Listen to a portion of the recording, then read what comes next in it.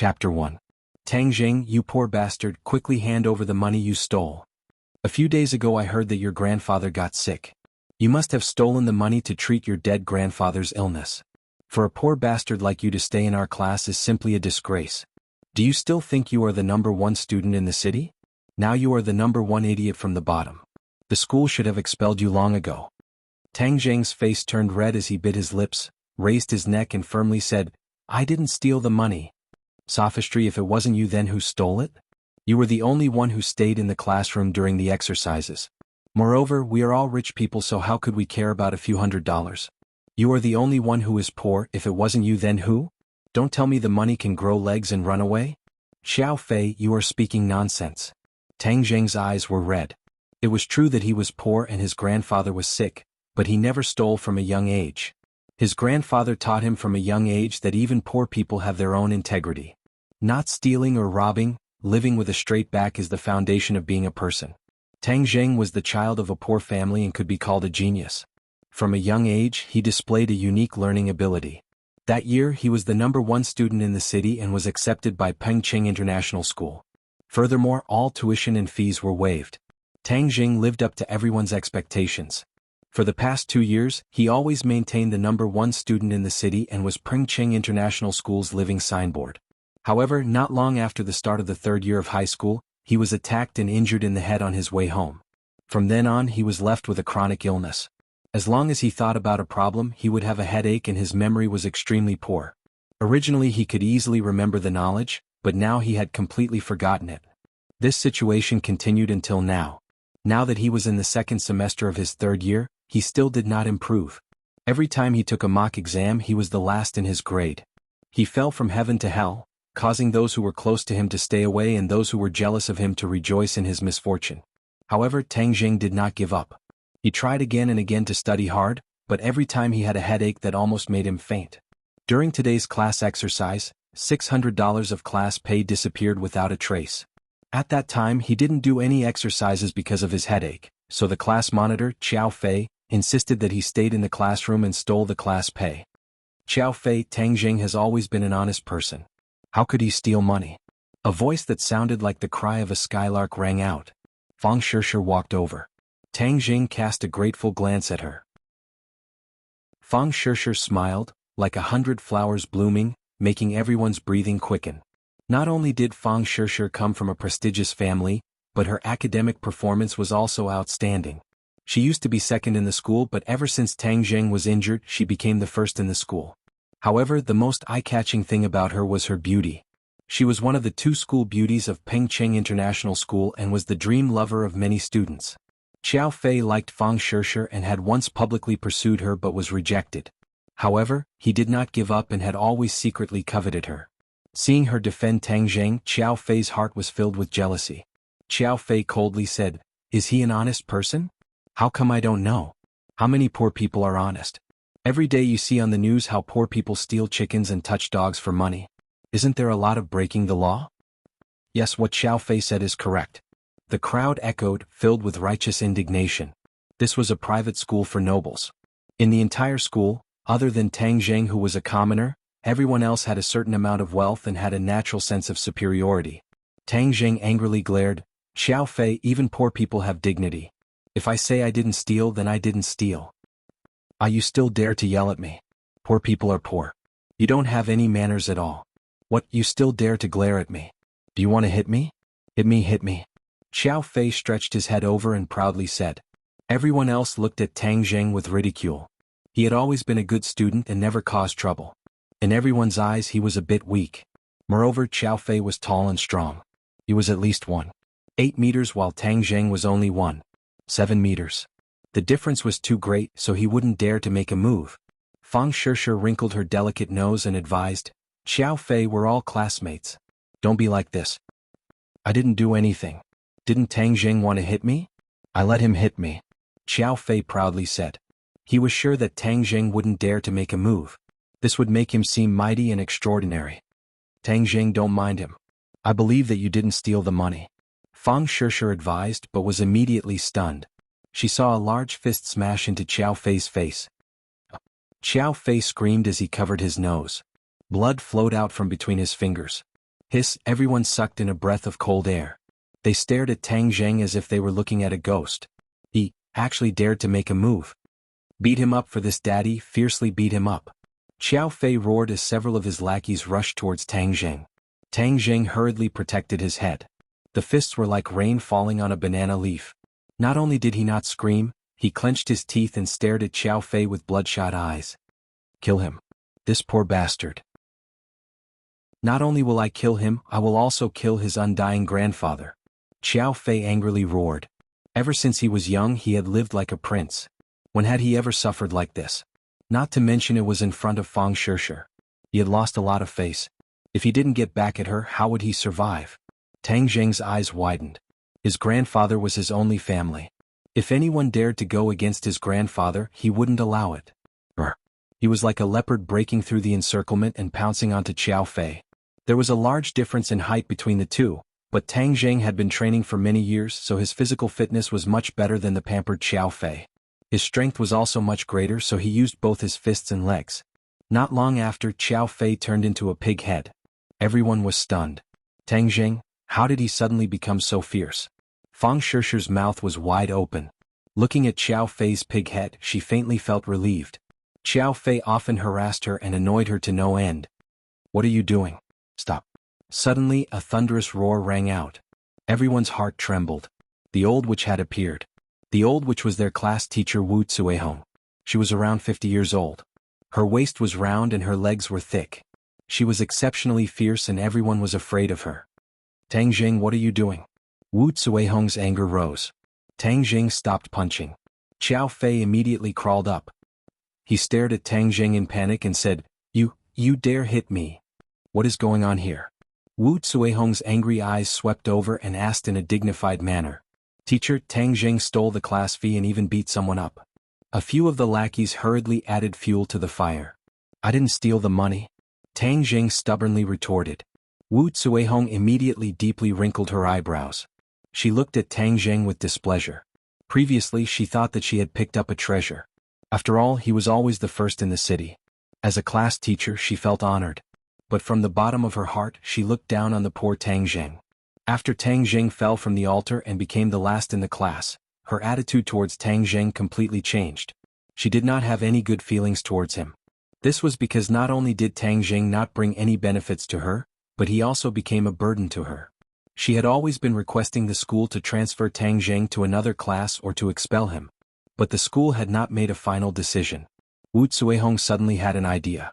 This was a once-in-a-lifetime opportunity to get rid of this burden. The rest of you go back to your seats and study.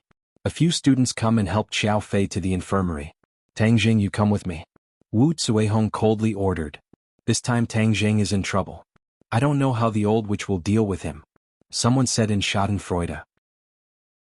Looking at Tang Zheng's back, Fang Shishir's expression was complicated. She lightly bit her teeth and ran after him. Teacher, I believe that Tang Zheng did not steal the money. There must be a misunderstanding. Wu Zuehong stopped and amiably looked at Fang Shishir and said, Shishir, money will not grow wings and fly away. Since so many people are saying that Tang Zheng stole it, then it must be true. You should quickly go back to class. No, there must be a misunderstanding. Fang Shishir insisted. Wu Zuehong's face sank but still amiably said, Shishir, you must believe in teacher. Teacher will take care of this. Fang Shishir looked at Tang Zheng and found that Tang Zheng was clenching his teeth and did not say a word. It was clear that he had suffered a great grievance. Wu Zuehong did not want to say anything more and directly brought Tang Zheng downstairs. Tang Zheng, not only are your grades bad, you are dragging the class down. Now you are stealing money and hitting people. Tell me, what are you trying to do? Is this something a student should do? At the bottom of the school building, Wu Zuehong fiercely criticized. Teacher, I did not steal the money. Xiao Fei slandered me, so I hit him. Hang, if he slandered you, why didn't he slander the other students? A righteous man is not afraid of a crooked shadow. Wu Zuehong said with contempt. Tang Zheng angrily glared at her.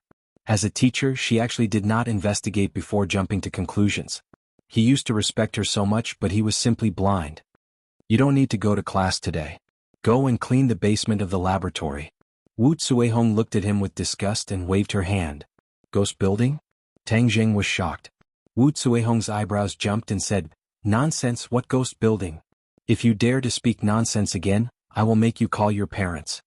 Tang Jing swallowed his saliva and did not speak. His grandfather was already sick, so how could he come to school? Moreover, he could not tell him about his situation at school. Otherwise he would definitely be very sad and worsen his condition. He did not dare to tell his grandfather that his grades had dropped because he was his grandfather's pride. He did not have the heart to make his grandfather sad, so he always strived to overcome the difficulties and return to the peak so that his grandfather could continue to be happy. The laboratory building was called the Ghost Building by the students. It was not out of thin air. A few years ago, a horrifying incident occurred here. A female student suddenly died in the basement of the laboratory building. It was said that her blood was sucked dry and she turned into a mummified corpse. In the end, the police were unable to find anything, and the school even invited a senior monk to perform a ritual. In the following years, there were no more strange occurrences. However, the legend of the ghost building spread like wildfire.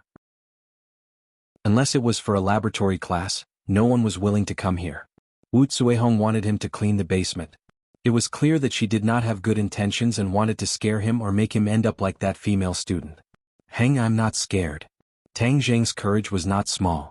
Wu Zuehong deliberately wanted to scare him. If he cowered, then wouldn't that be fulfilling her intentions? Creak. The basement door was pushed open and a damp and musty smell rushed out. Tang Jing shivered as the basement was much colder than the outside. Chapter 2. The basement was filled with abandoned experimental equipment, covered in a thick layer of dust and scattered spider webs. Tang Jing frowned. There was no point in cleaning this place. The old witch just wanted to prank him.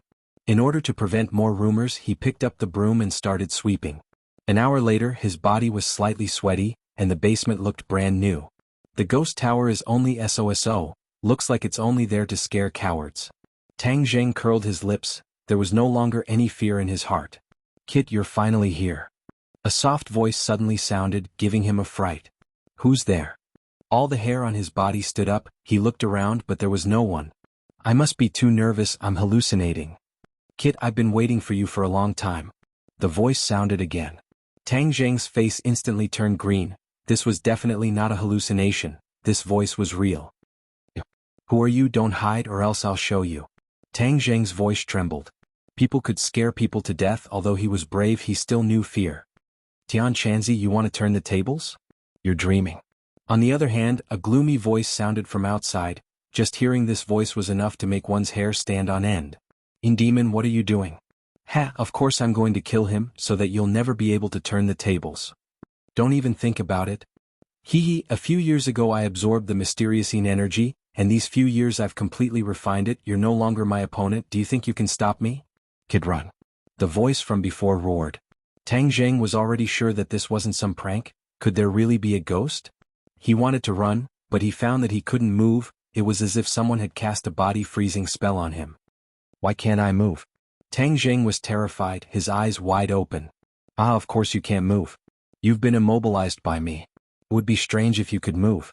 The cold voice said proudly, Tian Chanzi, I'm going to devour his soul and break your last hope, Kaka.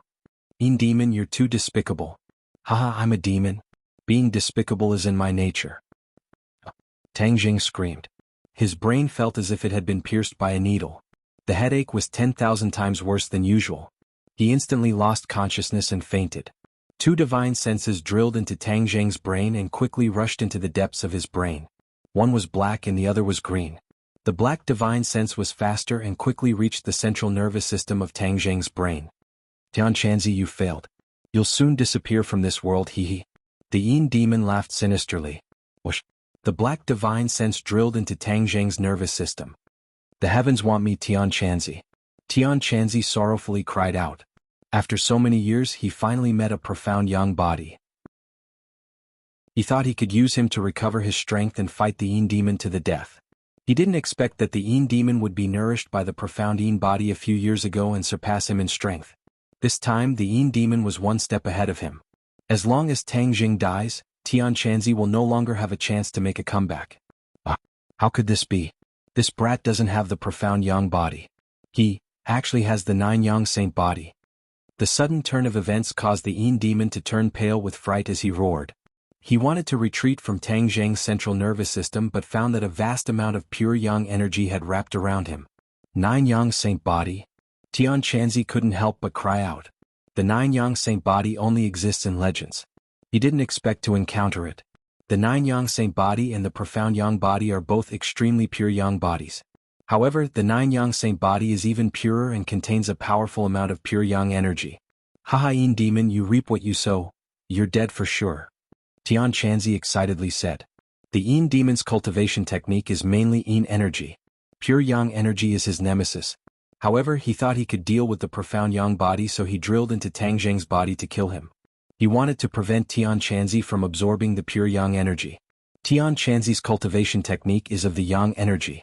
If he absorbs the pure Yang energy, his strength will greatly increase and threaten the Yin demon's safety. Tian Chanzi, I refuse to accept this. How could this brat have the Nine Yang Saint Body? The Yin demon roared in a heart-wrenching manner. Yin demon, you great devil. This is the will of heaven. The heavens want to destroy you. Tian Chanzi said. I don't accept. The yelling stopped and everything returned to normal.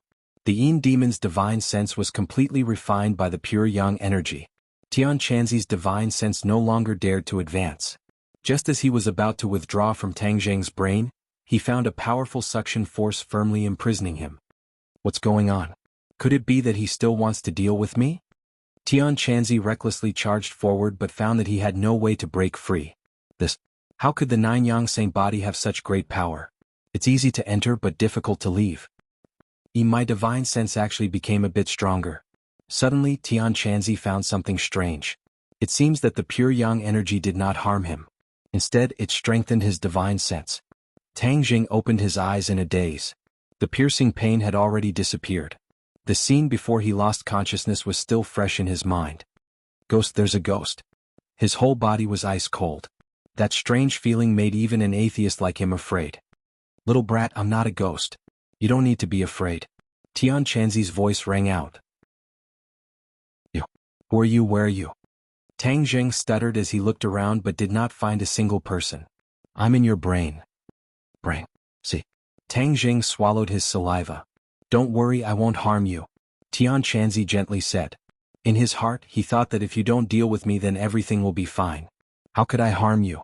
If you don't harm me, why did you run into my brain? Do you think I'm an idiot? Tang Zheng silently cursed. You don't believe me? No, I believe you. Tang Zheng still did not understand the situation.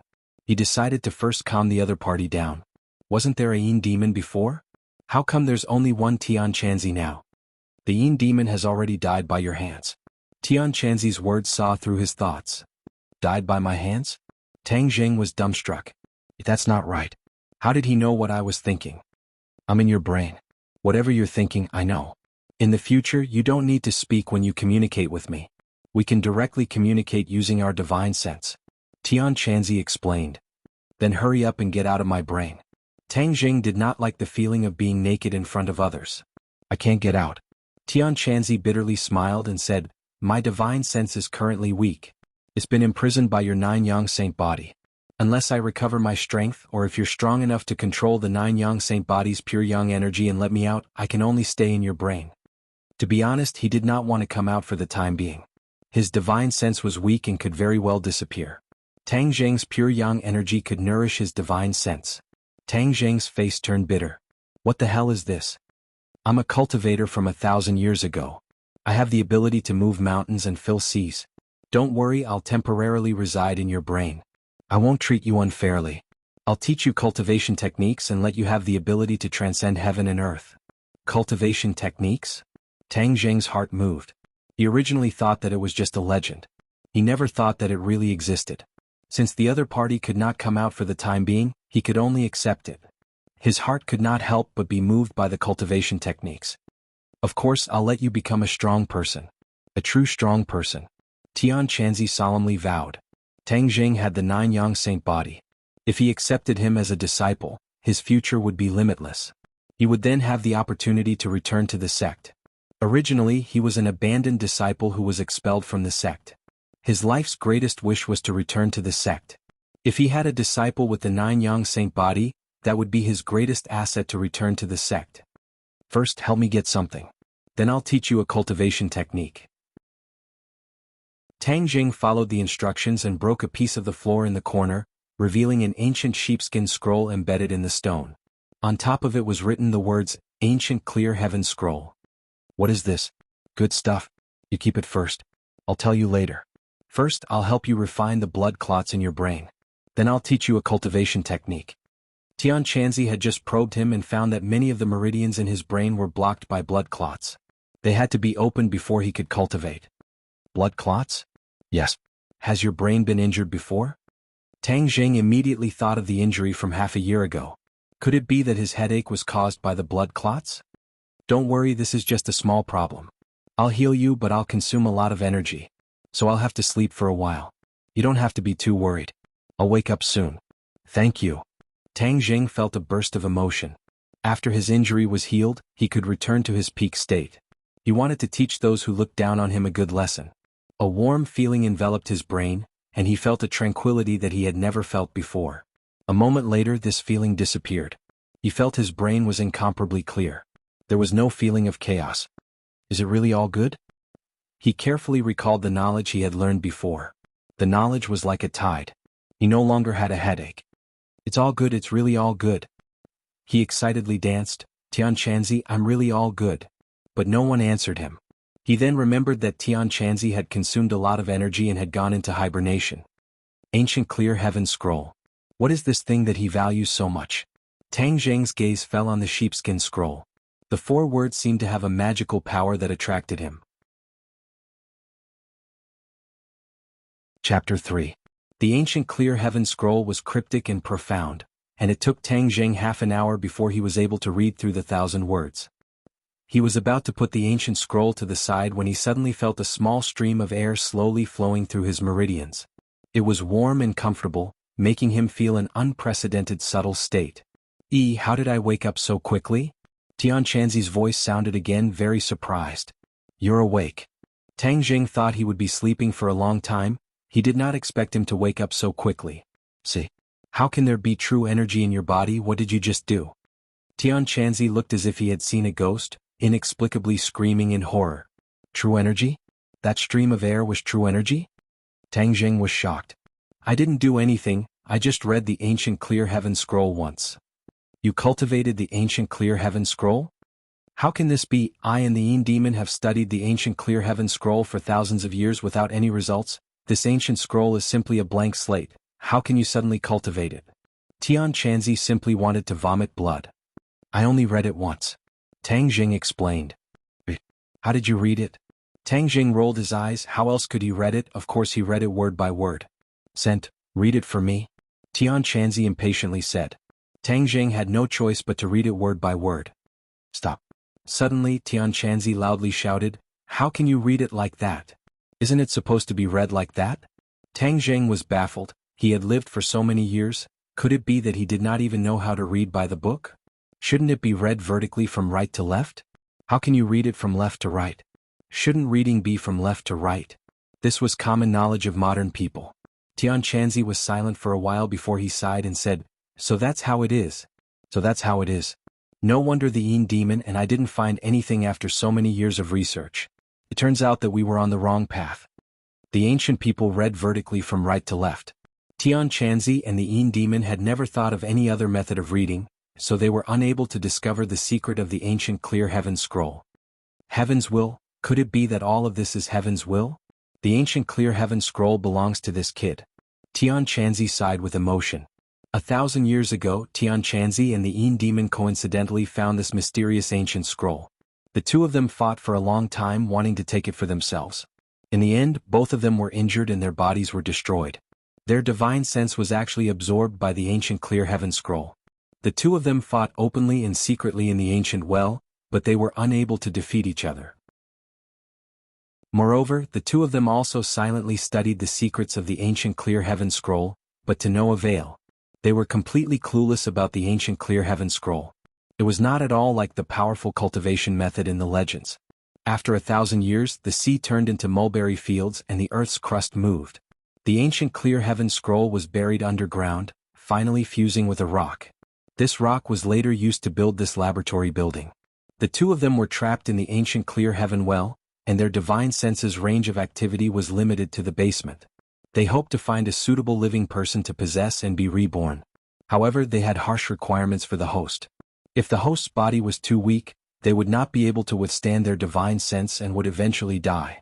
A few years ago, a female student with a mysterious Een body came here and gave the Een demon hope. He couldn't wait to enter her brain and take over her body, but in the end, he failed and sucked all of the essence blood of the female student. However, although the Een demon did not succeed in possessing her, he absorbed the mysterious Een power of the female student. His strength greatly increased and he gradually suppressed Tian Chanzi. After several years of struggle, Tian Chanzi was about to be completely defeated and his soul scattered. At this time, Tang Jing appeared, leading to this series of unforeseen events. After Tang Jing heard the twists and turns of the story, he was secretly speechless. However, he was also very glad that he did not turn into a dried-up corpse like the female student. This was all thanks to his 9-yang saint body. Tian Chanzi, what is the mystery of the 9-yang saint body?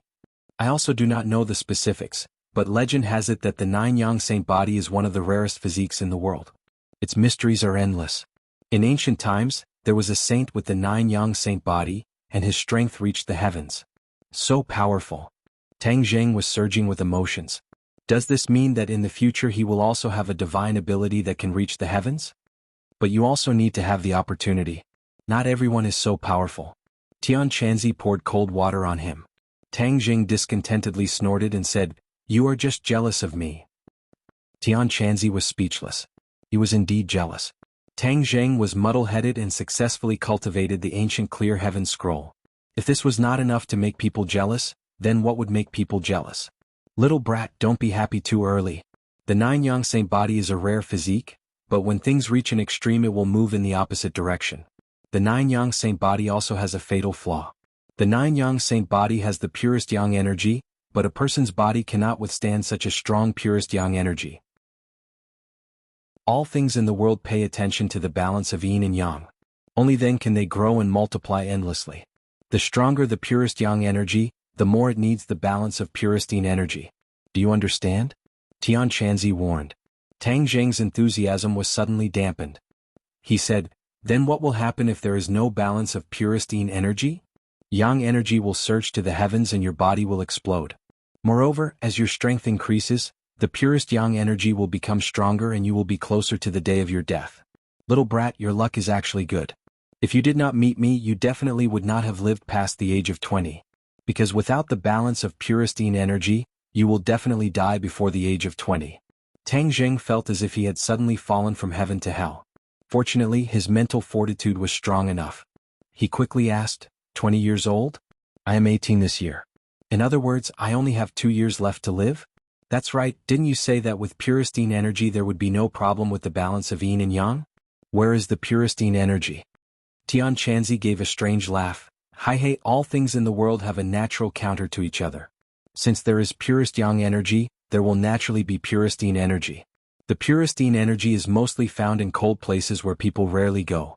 With your current strength, going to those places will only be sending you to your death. Tang Jing's face turned ashen. This was the same as saying nothing. Little brat, don't worry. I still haven't finished speaking. There is another type of purest yin energy that is within reach. Where is it? Tang Jing was overjoyed as if he had grabbed onto a life-saving straw. Women. Tian Chanzi said mysteriously. Women? Tang Jing was confused. Yes, men have purest yang energy and women have purest yin energy. As long as you absorb the purest yin energy from a woman, you will naturally be able to achieve the balance of yin and yang. That way your little life will be temporarily saved. Then how do I absorb a woman's purest yin energy? The fastest shortcut is to go to bed. Tang Jing's face turned red. For an 18-year-old youth, this kind of thing was really too shameful. Although he would occasionally look forward to it. Tian Chanzi, you are too shameless. Tian Chanzi said in a flustered and exasperated manner. Little brat, I am teaching you a way to save your life and you are still scolding this old man. I won't scold you. But your method is simply not feasible. I can't just go out on the street and drag a woman to bed. Tang Jing said, not knowing whether to laugh or cry. Of course not. Although women have purest yin energy, not every woman's purest yin energy is suitable for you. You must have a strong purest yin energy in order to achieve the balance of yin and yang. Let me give you some common sense. What people call a man's smell is the purest yang energy naturally emits an aura and smell. But why do women have such a nice smell? That is because they have puristine energy. The stronger the puristine energy, the more distinct the body's smell. The common saying is the fragrance of a virgin. That is the smell of puristine energy that has been accumulated for tens of years. This was the first time Tang Zheng heard this kind of argument. He couldn't help but be curious as he said, "Then I have to pursue a woman with a fragrant body and also go to bed with her?" That is the reason. But because you have the 9 yang saint body, a woman cannot achieve the balance of yin and yang. Tang Zheng's face immediately turned into a bitter melon color. Are you playing with me? Don't tell me I have to pursue many women? Little brat, don't let your imagination run wild. Since you are so compatible with the ancient Clear Heaven Scroll, then I have no way to pass on the technique to you. The ancient Clear Heaven Scroll is a very powerful and mysterious technique. If you cultivate it, then you will be much more powerful than if you cultivate my technique. Tian Chanzi said as his hopes of returning to the sect were shattered. Tang Zheng calmed down a little and said, "Since you already know the method to cultivate the ancient Clear Heaven Scroll, then you can also cultivate it." I can't. I just tried. The ancient Clear Heaven Scroll can only be cultivated by people without any foundation. I already have a cultivation base, so I can't cultivate it. At that time I fought Inemo to the death for the ancient Clear Heaven Scroll. I never thought that the ancient Clear Heaven Scroll was not suitable for us. In the end it benefited you, brat. But the ancient Clear Heaven Scroll is a cultivation method and is the foundation. You still have to learn other things from me. You can rest assured that I will teach you everything, because the stronger you are, the faster I will recover. The more profound Tang Zheng's cultivation, the more nourishment Tian Chanzi's divine sense would receive, and the faster he would recover. At a certain point, he would be able to leave Tang Zheng's mind and find a suitable host to be reborn. You can rest assured that I will work hard to learn. Tang Zheng had encountered an unforeseen event and deeply understood the importance of strength. He must become stronger.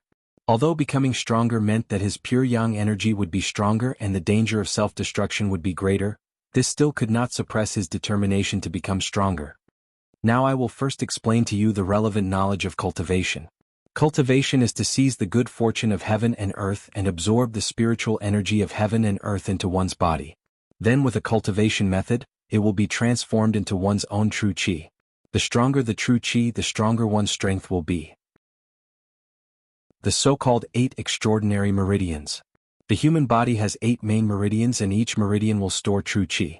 The levels of cultivation are correspondingly divided into refining qi, foundation establishment, inedia, golden core, yuanying, spirit severing, great ascension, and many other realms. Each realm is further divided into 9 grades. Now that you have entered the first grade of refining qi, each of the 8 meridians have 1 inch of true qi. When your true qi reaches 2 inches, you will enter the second grade of refining qi. Wait, how can this be? Suddenly Tian Chanzi cried out in alarm. What's wrong with you being so surprised? How come you have 1 more main meridian? You have a total of 9 main meridians? Tian Chanzi looked as if he had seen a ghost. The human body has countless meridians, but only the main meridians can store true qi. But at this moment, Tang Zheng's body has 9 main meridians that store true qi. Tang Zheng was baffled. With a thought, he found that there are indeed 9 meridians that store true qi. Could this be the secret of the 9 yang saint body? Tian Chanzi muttered to himself, I also don't understand. Since it has come to this, I have no other choice. Then is this a good thing or a bad thing? How would I know? Tian Chanzi said in a bad mood. Tang Zheng asked for a snub, so he didn't want to be entangled with this question. He asked again, then do I have magic now? How can magic be so easy to learn? You must reach the 3rd grade of refining qi before you can learn magic. Then what can I do now? Tang Zheng was slightly disappointed. He originally thought that he would be able to learn the legendary magic, but he found that it was nothing but an illusion. Of course there are things you can do. You can learn martial arts. Martial arts. Yes, in this world there are not only cultivators but also martial artists. They are existences that are not weaker than cultivators. When a martial artist cultivates to the peak, they can also pry into the great Tao. Are martial artists really that powerful? How come the TV shows are just for show? Tang Zheng had some doubts. This was already the era of science and technology. Martial arts had already declined. It seemed that they were not as powerful as Tian Chanzi said. What do you know? How can a true expert be seen by ordinary people? You only need to remember that there are many capable people in this world. You must quickly increase your strength. Now I will first teach you the entry-level martial art, the Heaven Gathering Hand. Just as he finished speaking, Tang Jing found that there was a picture in his mind. On it was a set of movements. This is the Heaven Gathering Hand. Although it is an entry-level martial art, when practiced to the peak, its power is still boundless. The Heaven Gathering Hand, as the name implies, is like an inescapable net, leaving the opponent with nowhere to hide. Tang Jing was like a hungry man. Martial arts were like a peerless beauty. Of course he had no reason to refuse. Moreover, since Tian Chanzi said it was so powerful, it must be true. Do you think it should be used like this? Tang Jing's figure flashed and moved according to the picture. Whoosh, a gust of wind swept past. He was like a ghost in the basement. Tian Chanzi was almost stunned. This kid's learning ability was too strong. He had only seen it once and he had already reached such a deep level. How could he let others live? Am I practicing it right? Tang Jing stopped and asked. Tian Chanzi was shocked speechless. After a moment of silence, he recovered from his stupefied state. He weakly said, "No problem." Tang Jing was overjoyed. This feeling of power was even stronger than the sense of achievement gained from learning. Well, that's all for today. You have to work hard to practice the ancient Clear Heaven Scroll. After Tian Chanzi finished speaking, he was silent. He was really shocked by Tang Jing's inhuman learning speed. Tang Jing walked out of the laboratory building. The afterglow of the setting sun shone on his body, pulling out a long shadow. School was over. Pringching International School did not provide accommodation because the students were basically from well-off families. No one was willing to live on campus. Tang Jing left the school and ran home. His home was located in the north of Ordinary Balanced City. It was an old city with countless villages in the city. It was a well-known poor area. The north of the city compared to the center of the city was simply the difference between the earth and the sky. Tang Jing had long been accustomed to this point. After running 10 kilometers back to his home, he was not panting like he usually was. Instead, he felt refreshed.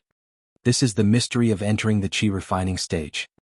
He took a deep breath, calmed down, and pushed open the shabby door. This was a small single-story house. It was only 40 square meters in size. The house was low and the light was dim. "Grandpa, I'm back," he called out. No one responded. There was no one in the house. Tang Jing furrowed his eyebrows. Grandpa must have dragged his sick body out to work again.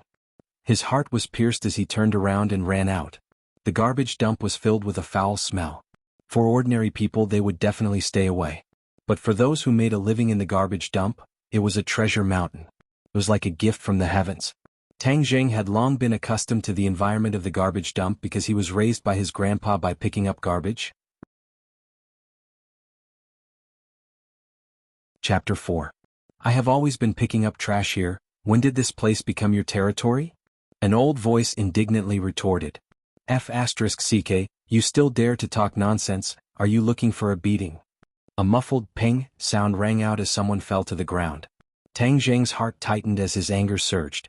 That old voice could not be more familiar. It was his grandfather Tang Dehai's voice. 3 steps in 2, he had already arrived at the scene and found his grandfather on the ground being stepped on by a large man. "Let go of my grandfather!"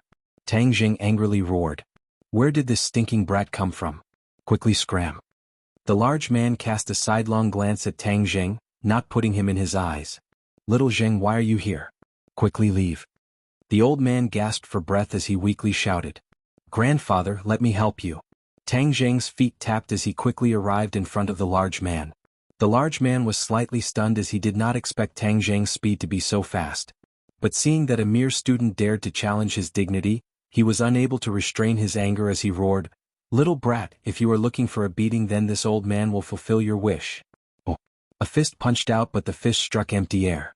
The large man did not even have time to react before his stomach took a punch, causing him to feel as if his heart was being overturned. You. The large man was just about to curse out loud when he saw a large fist heading straight for his face. He cried out in pain as blood flew out from his nose and he fell backwards. "Grandfather, are you all right?" Tang Jing hurriedly helped the old man up and asked with concern. The old man gasped for breath as he weakly said, "I am fine, little Zheng, quickly leave. This person is vicious and is not a good person. You should not provoke him." "Grandfather, with me here no one can bully you," Tang Jing decisively said. "AI, you must study hard and not fight for an old man like me." If the teacher finds out, you will definitely be criticized. The old man anxiously said. Tang Zheng felt a headache as his grandfather always placed him first. This made him even more angry at the large man. Grandpa, you rest for a while. I'll deal with this person first. Tang Zheng turned around and stared coldly at the big man. The burly man had already crawled up and was unable to restrain his anger. Stinking brat, you're simply courting death. Since that's the case, I'll let you know how powerful I am. Whoosh! The burly man pulled out a dagger that glittered with cold light, revealing a ferocious look.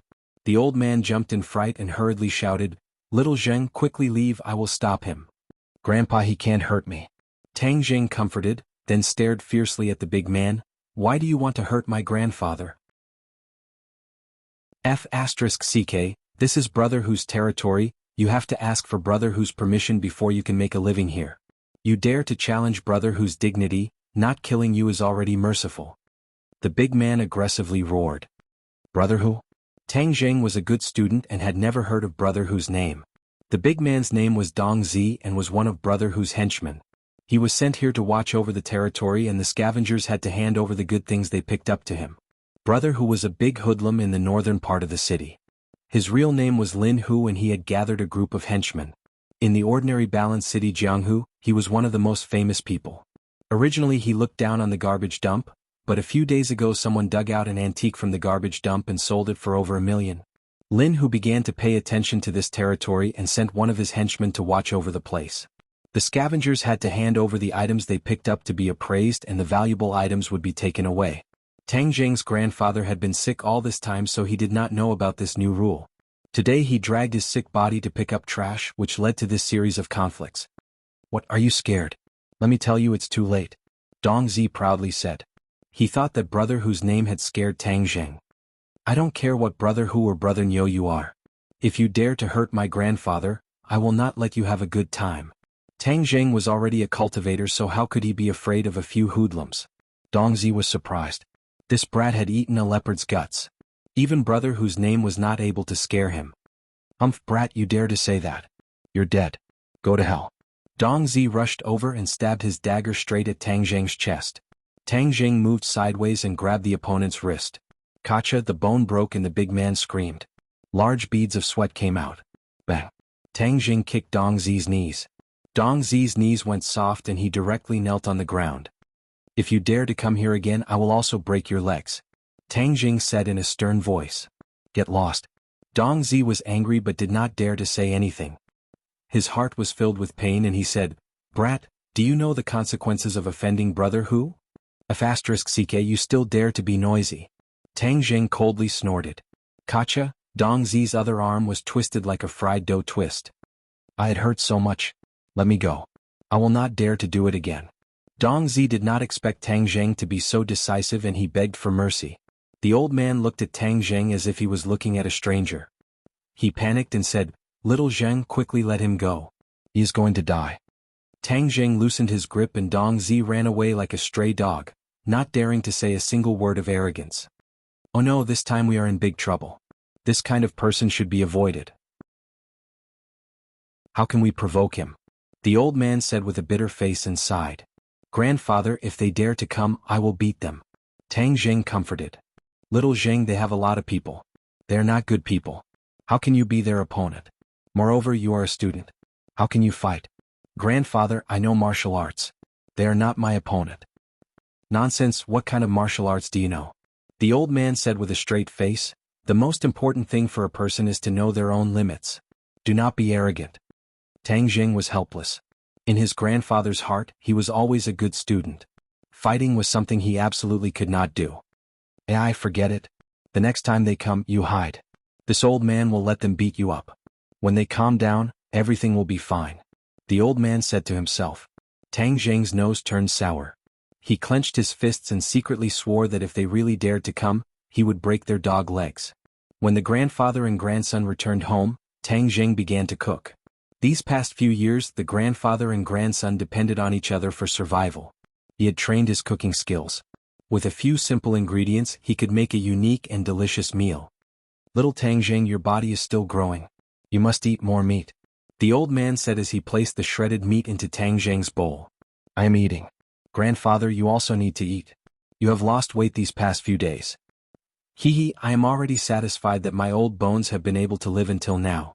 Moreover, I have little Zheng with me. The heavens have treated me well. The old man's face was filled with a happy and satisfied smile. The two of them were not related by blood. Tang Zheng was picked up by the old man from the garbage. He was an abandoned child. The old man was kind-hearted and adopted him. He named him Tang Zheng. For more than 10 years they depended on each other. He did his best to give Tang Zheng what he needed. Fortunately, Tang Zheng was smart and had excellent grades. He was the old man's greatest comfort. Little Zheng, if grandfather is no longer here, you must take good care of yourself. Do you understand? The old man sighed and said sincerely. Tang Zheng was shocked. His chopsticks fell under the table. He stared at his grandfather. Grandfather, don't think too much. You will be fine. Tomorrow we will go to the hospital to treat your illness. The old man grinned, revealing deep wrinkles, and said, I am not thinking too much. My body is fine. It is just an old illness. I went to the hospital a few days ago and the doctor said that I will be fine after resting for a while. Tang Jing knew that his grandfather's body was not good. It was said that when he was young, his internal organs were damaged and left behind an illness. However, the doctor did not know what exactly was wrong with him. A while ago his old illness relapsed and he went to the hospital. The doctor prescribed some medicine and it seemed that he was getting better these few days. Little Jing, you will soon be 18 years old. When that time comes, you will be an adult. Grandfather knows that you have been sensible since you were young. Grandfather cannot give you anything. In the future you will have to rely on yourself. Tang Jing had a bad premonition. His grandfather's words were like his last words. His illness was definitely not as simple as he thought. Tang Jing was about to ask when a voice sounded from outside the house. Does Tang Jing live here? Old witch. Tang Jing immediately recognized the voice. Little Jing, someone is looking for you. The old man said. Grandfather, you eat first. I will go out for a while. Is it your friend? She is our class teacher. So it is the teacher. Then I will go see her. Little Jing, your grades in school are so good because of the teacher's guidance and help. Grandfather has never thanked the teacher in person. The old man was full of spirit as he excitedly walked out. Tang Jing wanted to stop him but it was too late. In his heart he muttered, what is the old witch doing here? He has been in high school for almost 3 years and the old witch has never visited his home. However, he has heard that she often visits Qiao Fei and Fang Shishi's home. Teacher, hello. Please come in. The old man bent his body and kindly invited. Wu Cuihong wrinkled her eyebrows as she looked at the old man with a face full of wrinkles, white hair and shabby clothes. She coldly said, you are Tang Jing's grandfather? Yes, I am. Many thanks to teacher for taking care of little Zheng in school and waiving his school fees. This is a great gift to our family. The old man said with tears of gratitude. Tang Jing walked out and saw his grandfather being careful and Wu Cuihong being arrogant. His heart was filled with anger as he asked, Teacher Wu, may I ask what business you have with me? Tang Jing, I am here to inform you of a few things. Teacher, if you have something to say, then let's talk inside. The old man continued to invite.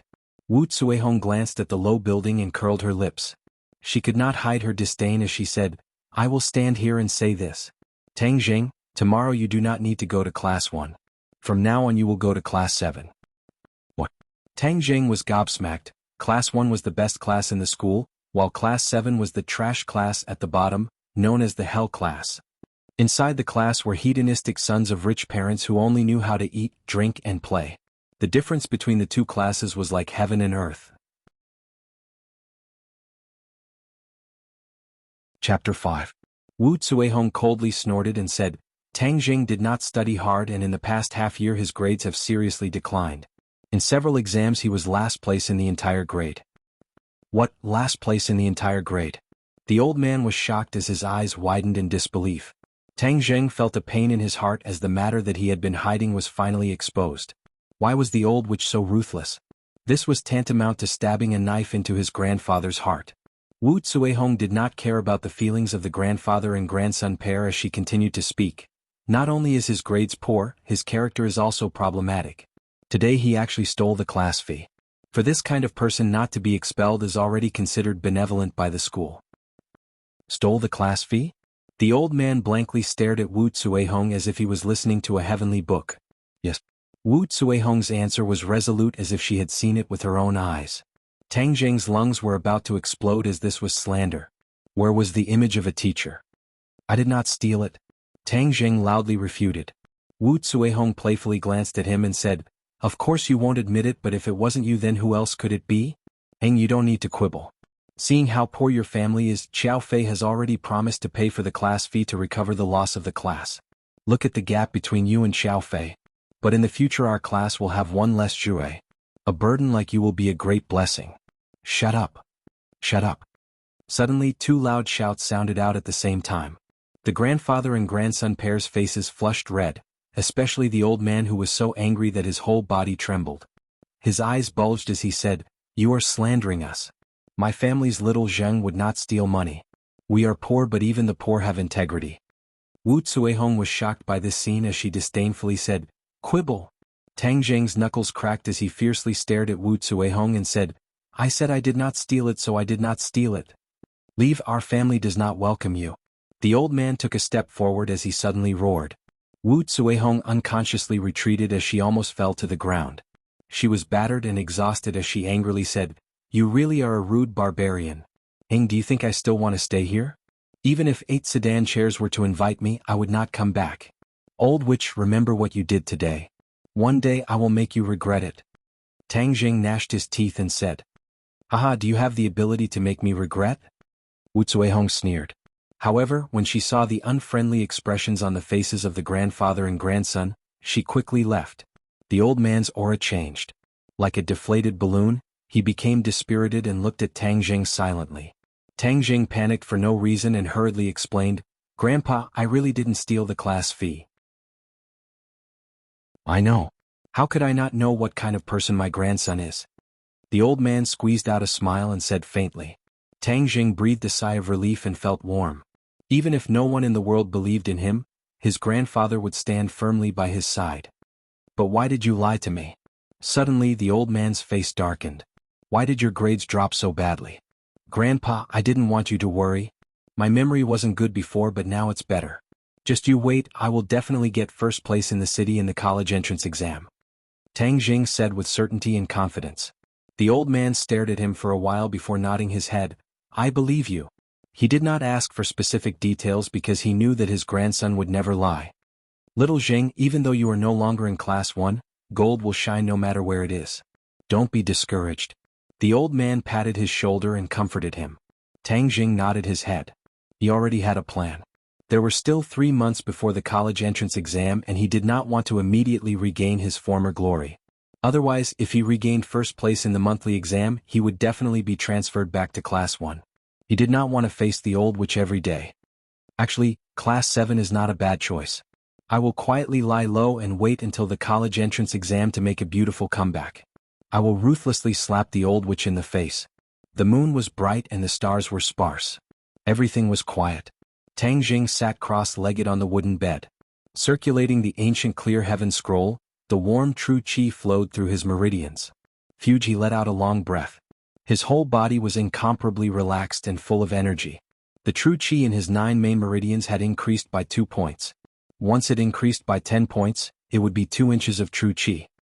"Little brat, your 9 yang saint body and the ancient clear heaven scroll are too compatible. In just a short day of training, it is equivalent to a month of training for others." Tian Chanzi's voice sounded in Tang Jing's mind. Tang Jing secretly rejoiced in his heart, as cultivating faster than others meant that he could become stronger faster. "But I have bad news to tell you." Tian Chanzi changed the topic and directly said, "What news?" "Your grandfather's life force is almost exhausted. He does not have much time left." "What did you say?"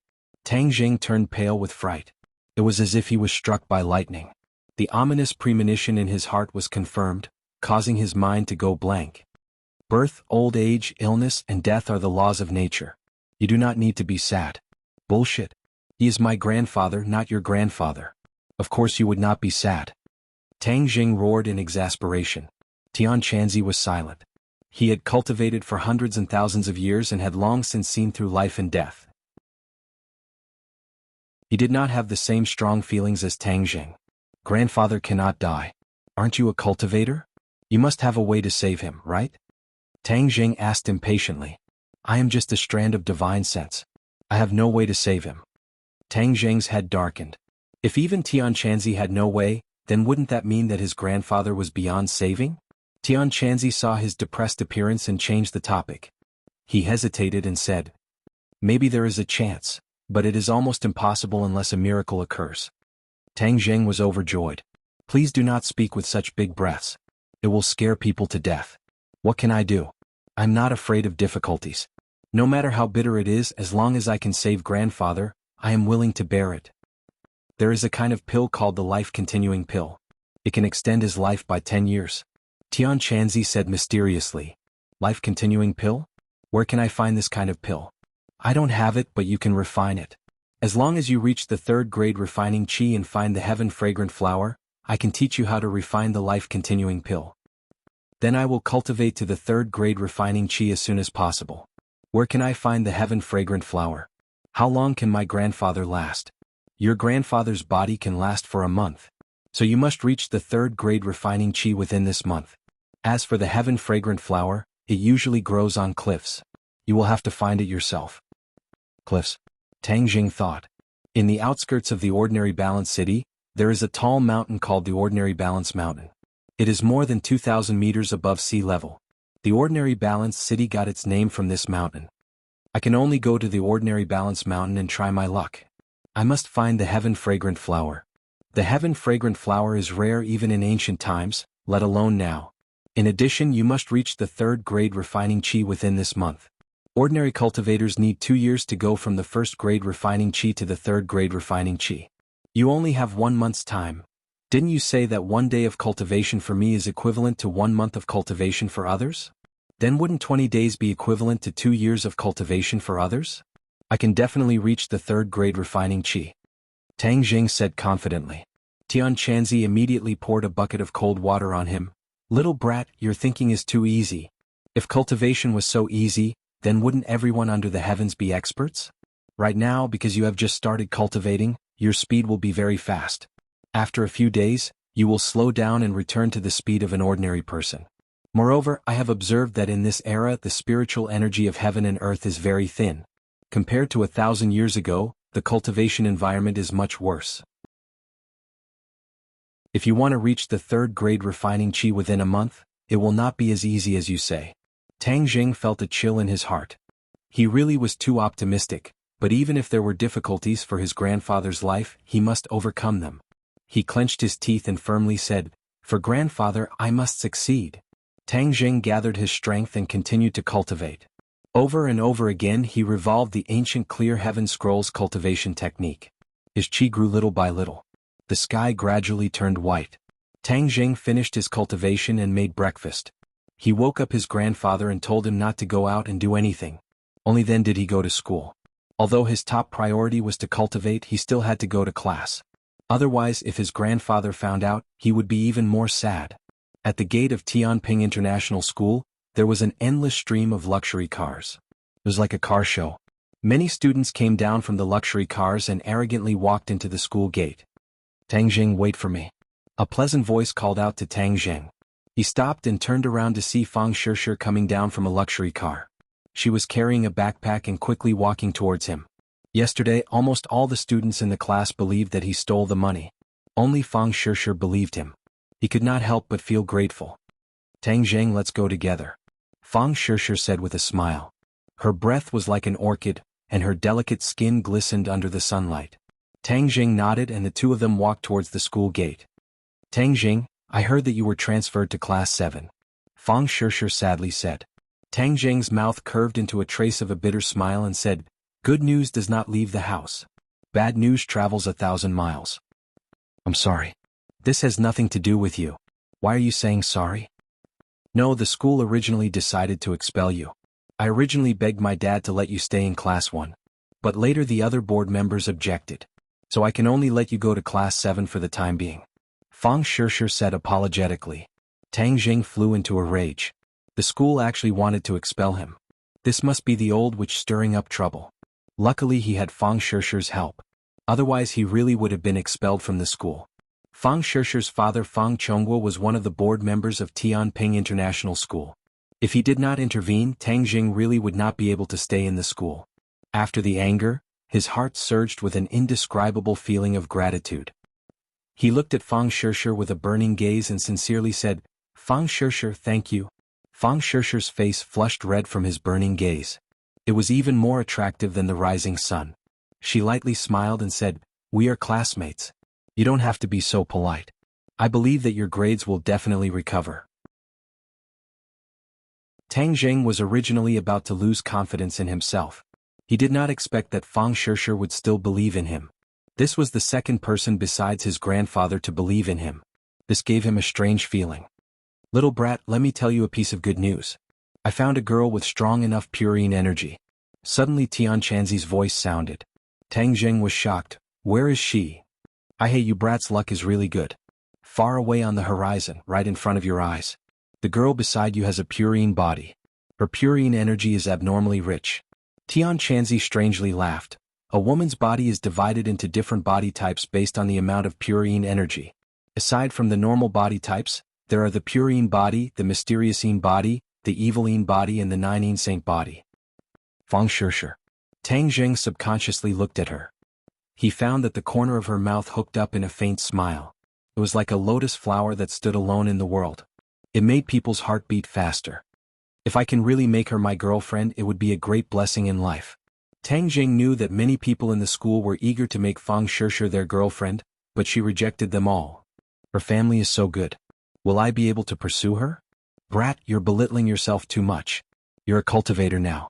It's her honor that you've taken a fancy to her. Tian Chanzi lectured. Suddenly he screamed, "What's going on? Why are you already absorbing her purine energy? Why are you screaming like a ghost? Little brat, you don't even need to go to bed to absorb a woman's purine energy. Is this the mystery of the nine yang saint body?" Tian Chanzi shouted.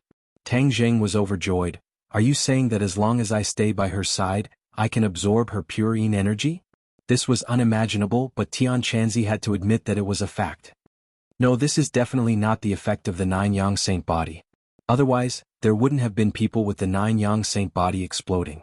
This must be the effect of the ancient clear heaven scroll." Tang Jing didn't care what the effect was. In short, he found a way to absorb purine energy. Moreover, as long as he stayed by a girl's side, he could do it. This was 1,000 times easier than going to bed. "Little brat, don't be happy too early. This kind of absorption speed is very slow unless you spend a lot of time with her. Rest assured, I will definitely create opportunities to spend more time with her." Since Tang Jing found a way, his mood became better. While they were talking, the two of them had already arrived at the entrance of grade 12 class 1. "I'll go in first.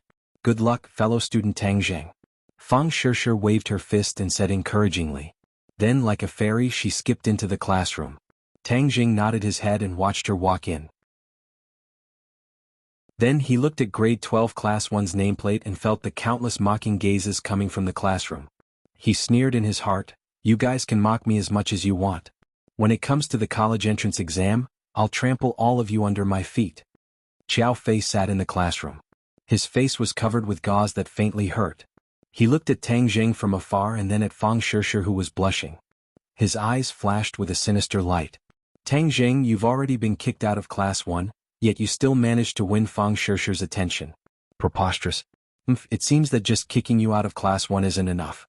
I must thoroughly ruin your reputation." Tang Jing didn't notice the sinister gaze. He walked with his head held high like a warrior as he walked towards class 7.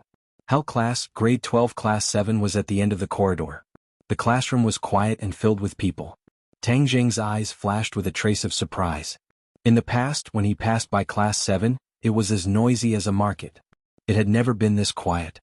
However, he didn't care and walked straight in. Wah.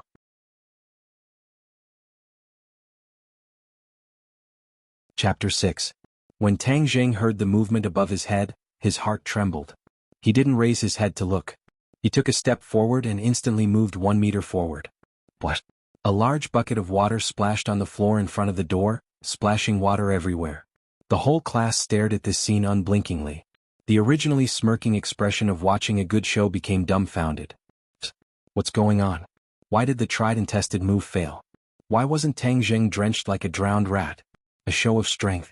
The corner of Tang Jing's mouth hooked up into a faint smile. The Hell class was indeed not simple. They actually welcomed the newcomers like this. He glanced at the dumbfounded crowd and found that there were 2 empty seats in the last row. Thus, he walked over and sat down without saying a word. Immediately, the crowd's expression became more complicated. Many people had a hint of schadenfreude in their eyes. Ding-ling-ling. The class bell rang. The sound of high heels hitting the ground gradually approached. Immediately, almost all the boys sat up straight. They held their breath and looked at the door like giraffes. A beautiful figure appeared at the door. In an instant, the classroom seemed to have added a touch of light, making the air fresh. Tang Jing even heard the sound of many people swallowing their saliva. His eyes couldn't help but flash a trace of amazement. Goddess. This was the only thought that appeared in his mind at this moment. The person who came had an oval face, willowy eyebrows, a slender waist, dressed in a professional suit, and a cold face. She was definitely an ice goddess. Although Tang Jing had seen other teachers wearing this suit, it was completely incomparable to her. The professional suit vividly set off her graceful figure. The greatness of her chest was on the verge of bursting out of her clothes. Her pair of slender beautiful legs were actually wearing black stockings. It was simply asking for old men's lives. This uniform was enough to be a fatal temptation even for a veteran of the brothels, not to mention a group of adolescent teenagers with excessive hormone secretion. Especially that cold face, it made people feel ashamed of their inferiority. However, they couldn't help but daydream. She's the teacher of this class? Tang Jing asked. He had never seen her before. She paused at the door and looked at the water stains on the ground. She frowned, and her 2 willowy eyebrows slightly curved, looking extremely flirtatious. She walked up to the podium and placed the textbook she was carrying on the podium. The greatness of her chest was even more obvious and magnificent. Many girls glanced at them enviously before lowering their heads in shame. They looked at their own little steamed buns and were too ashamed to show their faces. Class, she said softly. Stand up, shouted a little fatty in front of Tang Jing. Hello, teacher. Everyone stood up. The boys shouted as if they were on steroids while the girls were listless. She nodded and gestured for everyone to sit down. Her gaze swept around and landed on Tang Jing. She said coldly, New student Tang Jing, I am your class teacher Lu Qingmei. Please introduce yourself. Tang Jing stood up and looked at everyone. He lightly said, My name is Tang Jing. Tang Jing is Tang and Tang Jing is June. Lu Qingmei nodded. She was very satisfied with his conciseness. She didn't like long-winded people. She knew a thing or two about Tang Jing's situation. The once genius youth had fallen to the bottom of the rankings, which was a fatal blow to anyone. But seeing that his words still revealed a strong sense of self-confidence, she couldn't help but see him in a new light. She couldn't help but be a bit curious. Sit down. Lu Qingmei looked at his seat. Her eyes flashed with a trace of astonishment and said, Don't you need to change seats? Tang Jing didn't understand. His seat was in the last row and in the corner. It was a corner that wasn't easy to be noticed. He couldn't ask for more. No need. Thank you, teacher. Lu Qingmei's throat moved. In the end, she didn't try to persuade him. The others had a look of schadenfreude. Tang Jing didn't understand what was going on. Lu Qingmei began her class. Tang Jing quietly listened for a while. Her lecture was organized and clear. It couldn't help but attract the attention of others. She looks to be only 25 or 26 years old. But her teaching methods are very good. It's better than many of the old teachers. Truly amazing. Tang Jing was secretly speechless. The blood clot in his brain had already disappeared. The rich knowledge returned to his brain. These classes were already very simple for him. He didn't continue to listen to the class. Instead, he cultivated the ancient Clear Heaven Scroll. He didn't want to waste any time cultivating. He must reach the 3rd grade refining qi as soon as possible. Unknowingly, the class ended. Lu Qingmei hugged her textbook and walked out of the classroom. The classroom immediately turned into a bustling market. Tang Jing, you better change your seat as soon as possible. The little fatty in the front row came over and mysteriously said. Tang Jing curiously asked, Why should I change seats? I feel that this seat is very good. In any case, it's for your own good. Otherwise it will be too late. Oh, let me introduce myself. My name is Feng Yong. I am the class monitor of the 7th class. Fatty Feng, don't talk nonsense. What's wrong with this seat? Be careful. If Sister Ding Dang hears you, she will skin you alive. A coarse voice roared. A tall boy stood in front of Tang Jing like an iron tower. Tang Jing glanced at him. This person was at least 185 meters tall. He had a body full of muscles and was very intimidating. Feng Yong shrunk his neck and hurriedly explained, Takashi, I didn't say that this seat is bad. I was just worried that student Tang Zheng will sit too far and won't be able to see the words on the blackboard. Takashi laughed. He didn't pay attention to Feng Yong. Instead, he looked at Tang Zheng with interest and said, "You were the school's previous number one? I think that's all there is to it. Now you have actually fallen to our hell class. I feel that the 7th class is pretty good." Tang Zheng lightly said. "Is that so? The 7th class is the bottom class. For a top student like you, isn't it too small?" Takashi ridiculed. "Even you think that it is the bottom class? Then I have nothing to say. You are labeling yourself as the bottom class. You can't represent others." Student Tang Zheng is right. What's wrong with our class? I believe that our class will definitely get better. Feng Yong took advantage of the opportunity to say, "Fatty Feng, you don't have the right to speak here." Takashi angrily stared at the other. "Tang Zheng, you are the one who is truly at the bottom. You are the last in the school. How glorious." Tang Zheng's eyes flashed with a trace of anger. Soon after, he returned to normal. His mentality was no longer the same as before. There was no need to argue with Takashi. Seeing that Tang Zheng didn't speak, Takashi proudly laughed. He was about to take advantage of the situation to ridicule a few more words when he heard a delicate shout.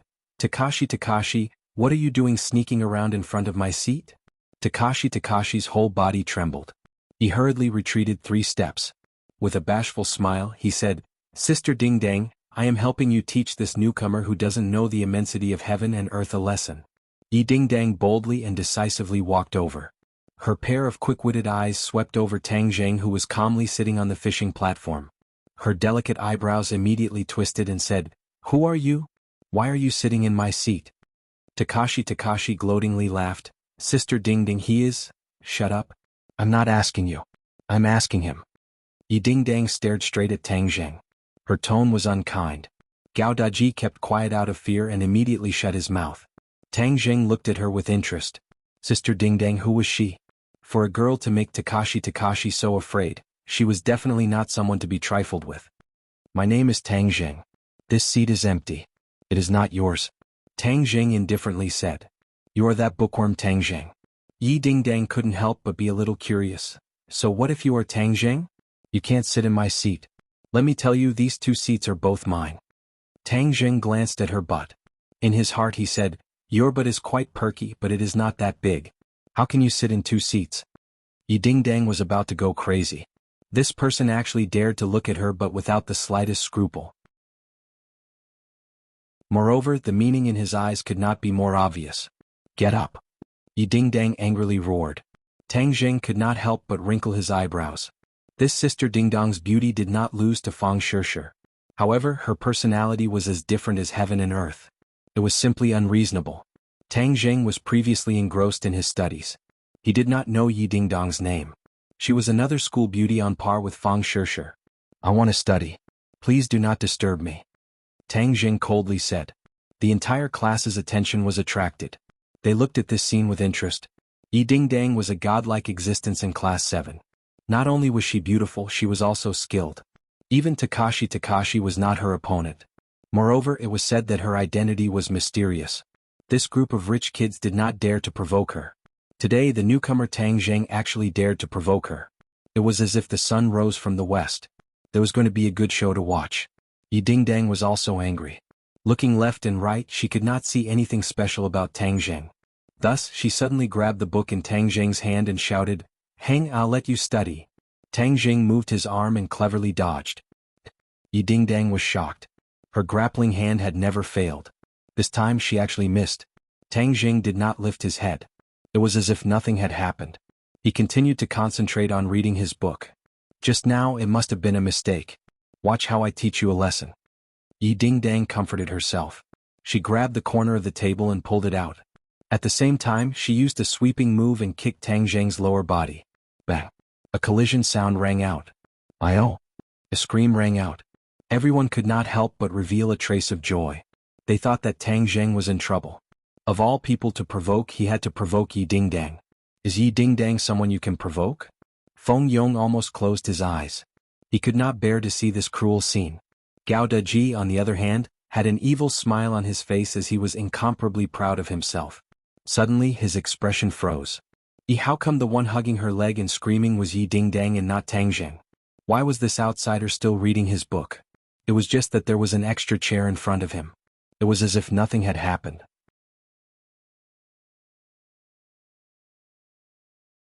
Chapter 7.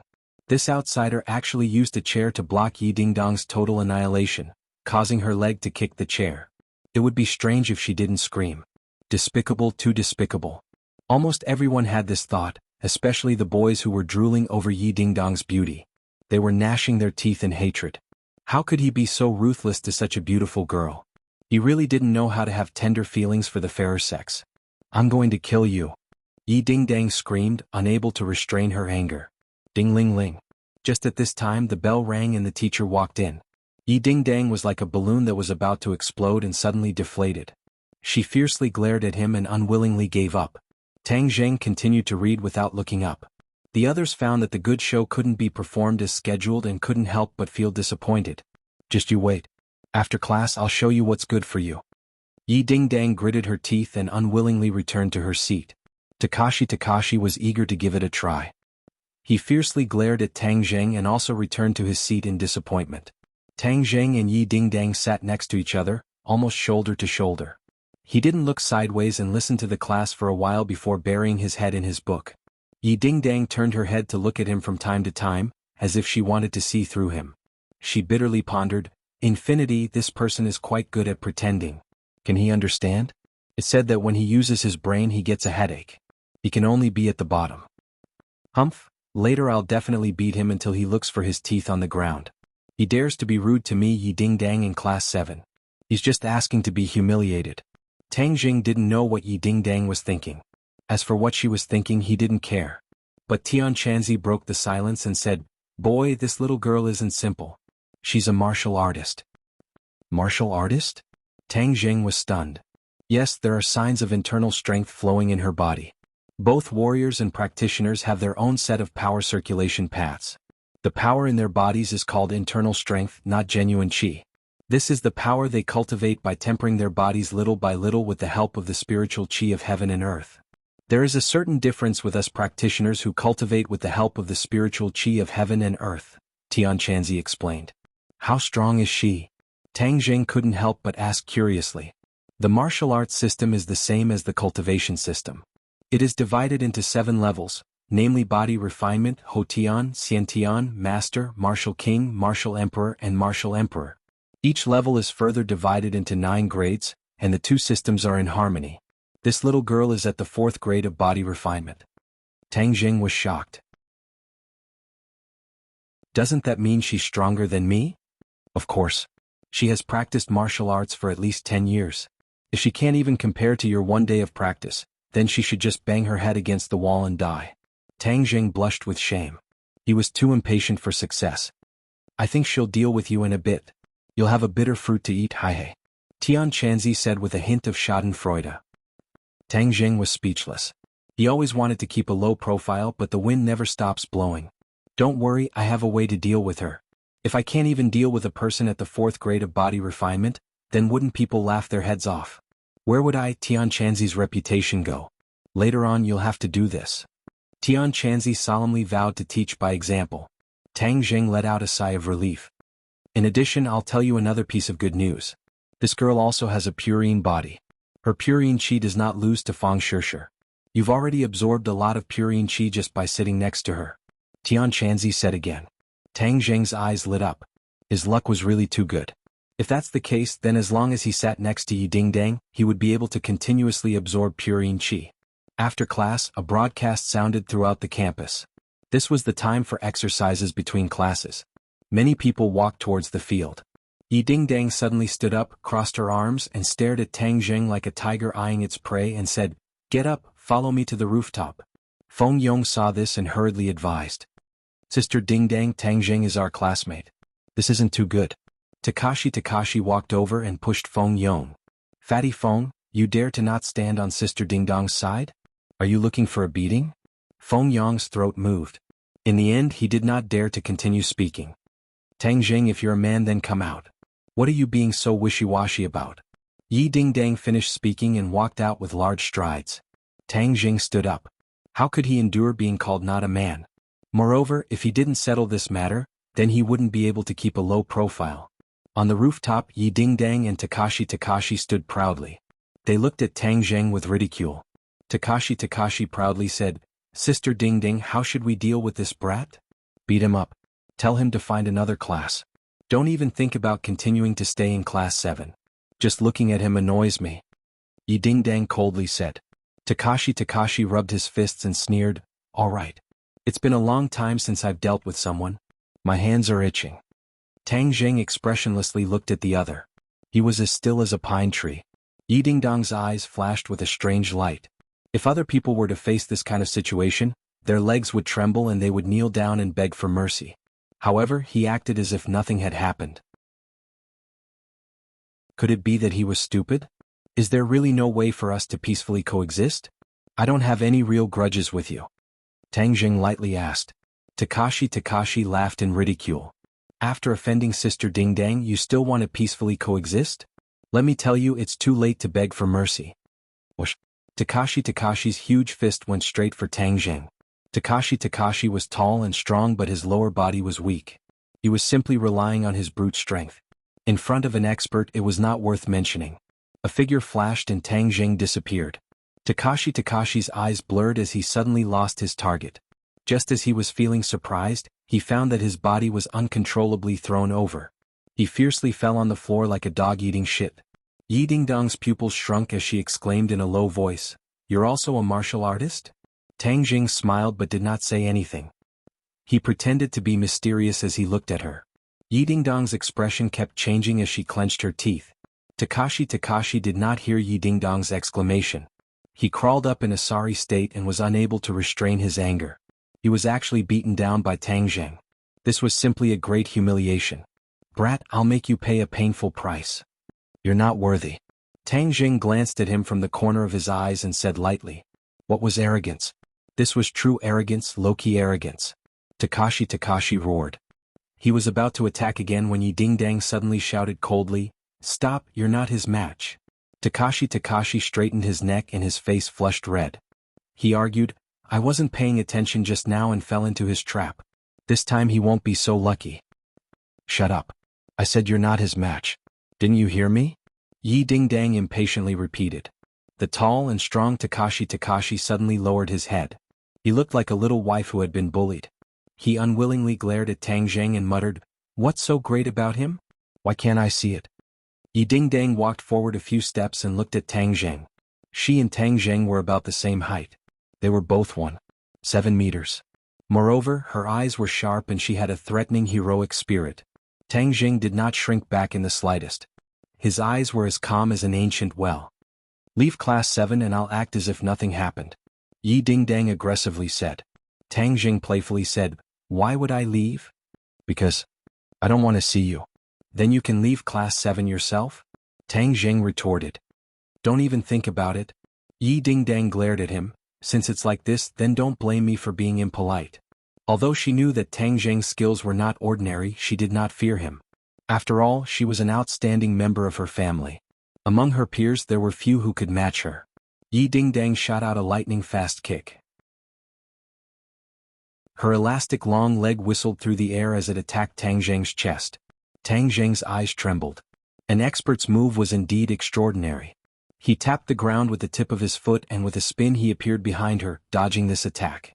Yi Dingdang was already prepared as she gave a cold laugh and flipped in the air. Her leg came chopping down from the air like a sharp blade. Tang Jun shot out like lightning. Heaven's gathering hand accurately grabbed onto her elastic beautiful leg. The powerful force caused his hand to hurt, but he could only clench his teeth and persevere. This was his only chance to win.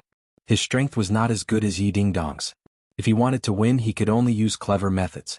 "Let go," Yi Dingdang tenderly reprimanded. Her internal energy erupted as she prepared to shake off Tang Jing. Suddenly, Tang Jing's hand touched her inner thigh. She felt as if she had been electrocuted as her entire body went numb. All of her internal energy collapsed and she softly fell into Tang Jing's embrace, unable to move. The two people's posture was very ambiguous. Yi Dingdang struck Tang Jing's body. She had practiced martial arts since she was a child, so her body's flexibility was extraordinary. Otherwise, she would not have been able to do such a difficult move. Yi Dingdong's heart was aghast. That strike just now was the pressure point technique. That was why her body went numb and she lost control of her body. He actually knows the pressure point technique. Isn't this something that only a Hotian realm martial artist can do? Could it be that he is already a Hotian realm martial artist at such a young age? How is that possible? Yi Dingdang was extremely shocked. One must know that the pressure point technique required one's internal energy to be vigorous. Moreover, one must be extremely accurate in identifying the pressure point. But Tang Jing was like a veteran in this field. He was able to succeed so quickly. How could she not be shocked? Yi Dingdang was immersed in shock. She did not notice the two people's ambiguous posture. But Takashi, who was watching from the side, was dumbstruck. He fiercely slapped himself in the face. Pain. This was not an illusion. Takashi was unable to restrain his anger. This Tang Jing was too shameless. He actually used this kind of despicable trick to touch Yi Dingdong's thigh. One must know that Takashi's beautiful legs were actually desecrated by Tang Jing. He was about to go crazy. Tang Jing was relieved. Tian Chanzi really did not lie to him. Although his strength was a bit lacking, his pressure point technique was a magic weapon to win. Hey kid, how is it? This move is amazing, right? Tian Chanzi proudly said, let me tell you, the pressure point technique can only be done by Hotian realm martial artists. But you can do it now. This is the advantage that we cultivators have over martial artists. In the early stages of cultivation, our true qi is much more vigorous than the internal energy of martial artists. There are many mysteries. Tang Jing did not pay attention to Tian Chanzi's boasting. Instead, he looked at Yi Dingdang with a burning gaze. Being so close to her, he could further appreciate her beautiful face. His heart could not help but tremble. Before, he had never been so close to the opposite sex, especially such a great beauty. His ignorant mind could not help but have a strange feeling. Yi Dingdang came back to her senses. Looking at Tang Jing's strange eyes and the ambiguous posture between the two, she could not help but blush. She reprimanded in a low voice, quickly unseal my pressure point. If I unseal your pressure point, you will attack again. I'm not that stupid. Do you want to unseal it or not? As a proud child of heaven, Yi Dingdang had never suffered such a big grievance. She was ashamed and angry. I don't understand. Tang Jing stubbornly said. You. Yi Dingdang was speechless.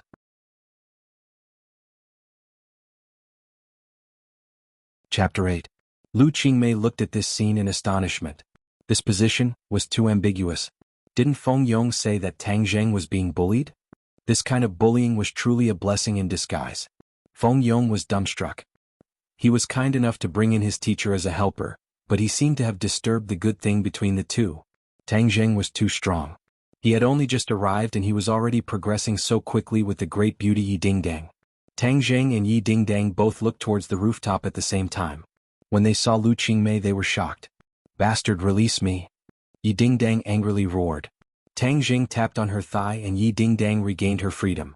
She retreated like lightning, increasing the distance between the two. Lu Qingmei frowned. Yi Dingdang had always been very arrogant. She heard that many people had chased after her, but none had ever succeeded. Who would have thought that Tang Jing would beat her to it? She couldn't help but look at Tang Jing in a new light. This is a school. Pay attention to your image. Lu Qingmei coldly said. She didn't give them another glance and turned around to leave.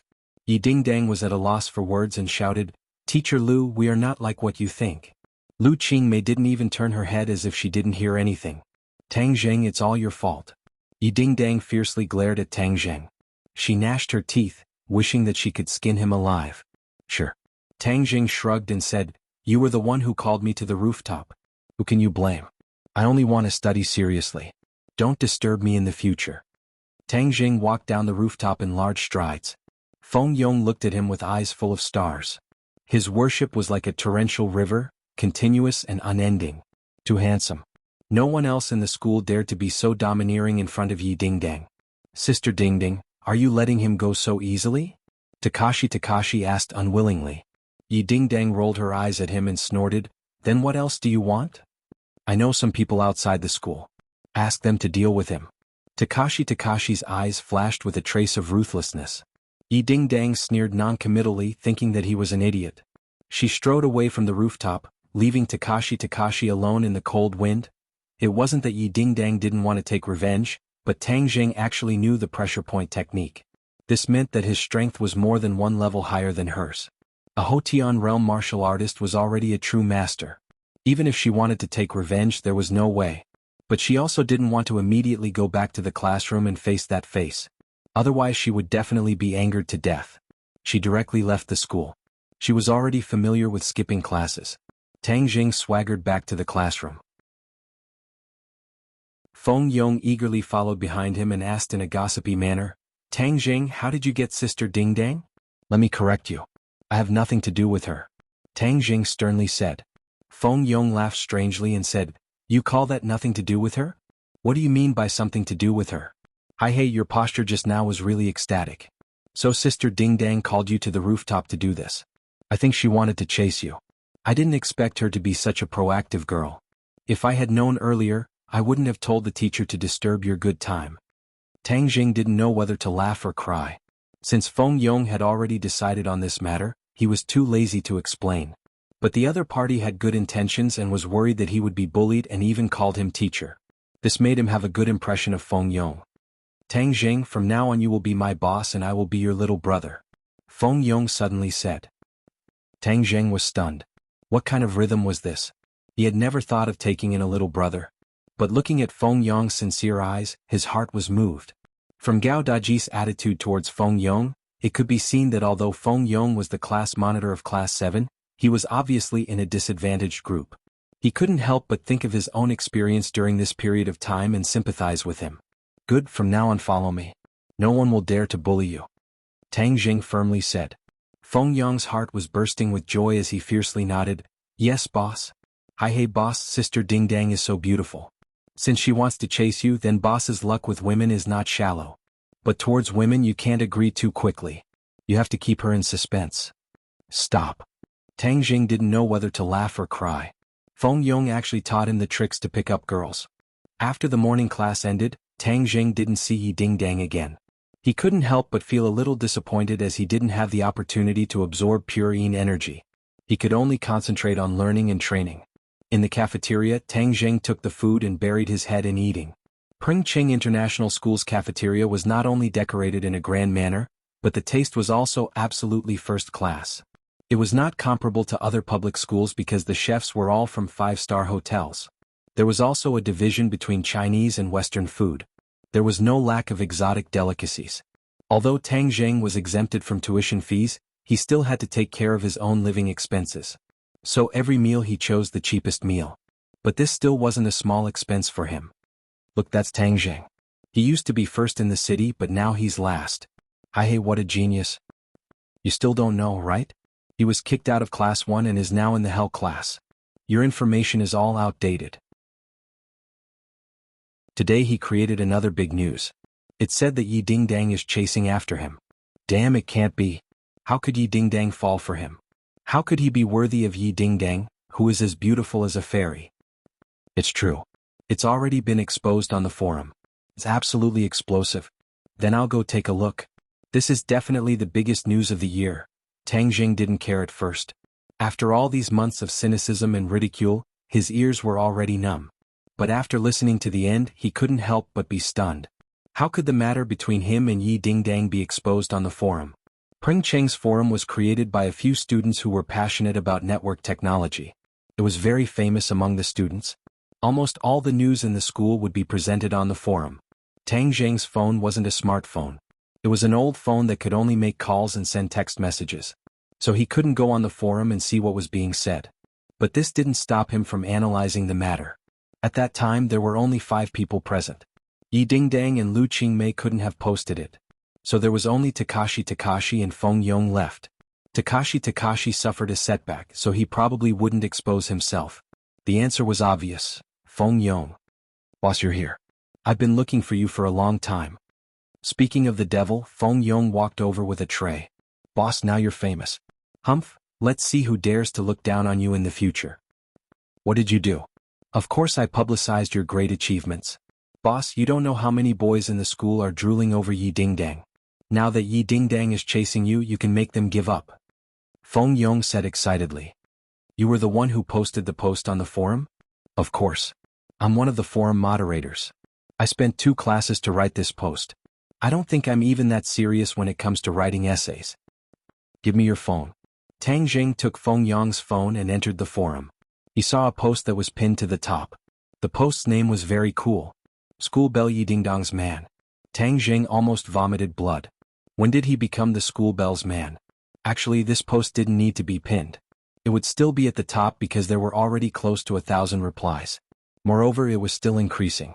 The post described in detail how Yi Dingdang fell in love with Tang Jing and how she pursued him relentlessly.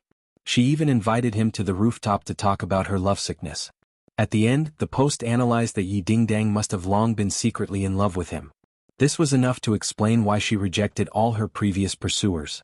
It was because she had always been secretly in love with Tang Jing. It was only because they weren't in the same class that she didn't have a chance.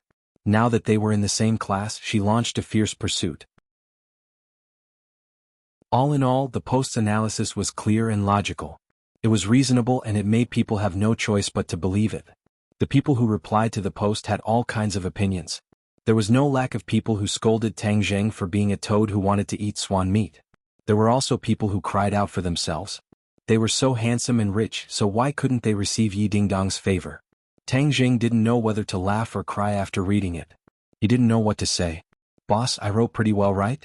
Hi hey, now that the famous flower is taken, Sister Dingdang is yours. Feng Yong said eagerly. Tang Jing fiercely glared at him and said, "It's all because of you." Feng Yong was shocked. "What's wrong, boss? Could it be that I didn't write well enough? There's nothing between me and Yi Dingdang?" "I know, but that was in the past. Something will definitely happen in the future. I want to keep a low profile," Tang Jing helplessly said. Feng Yong laughed. "Boss, you are the school's most famous person. How many eyes are watching you? How can you keep a low profile? In my opinion, you have to keep a high profile. Keep a high profile so that everyone looks up to you." Tang Jing let out a long sigh. Things had already gotten to this point, so blaming Feng Yong was useless. "Boss, look, you have already soared to the top of the school's most famous person list," Feng Yong said as he pointed to a list on the school's forums. This forum would make a list based on the popularity of the person. In the past, Tang Jing's grades were excellent and he was often on the list. The most recent time he was on the list was because he had gotten last place in his first exam after being injured. This attracted countless ridicule. During this period of time, he had been silent and did not make the list. However, today's explosive news made him return to the top of the school's most famous person list. Xiao Fei was also looking at the forums. When he saw the name at the top of the school's most famous person list, it was like a steel needle piercing his heart. His expression became sinister. Fuck, how did he get on the list again? Moreover, it's because Yi Dingdang chased after him. What a joke, how could Yi Dingdang like him? It wasn't that Xiao Fei didn't have thoughts about Yi Dingdang's beauty, but that was a rose with thorns. He preferred the gentle daffodil Fang Shishir. A salted fish wants to make a comeback? In your dreams.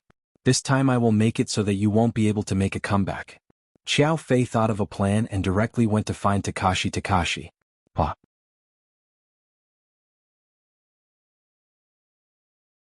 Chapter 9. When Xiao Fei saw this, he knowingly asked, Takashi, what happened to you? Who made you so angry?" Gao Daji glanced at Xiao Fei. The two of them knew each other, but they didn't interact much. However, Gao Daji didn't like Xiao Fei as he felt that Xiao Fei's every move was filled with gloominess.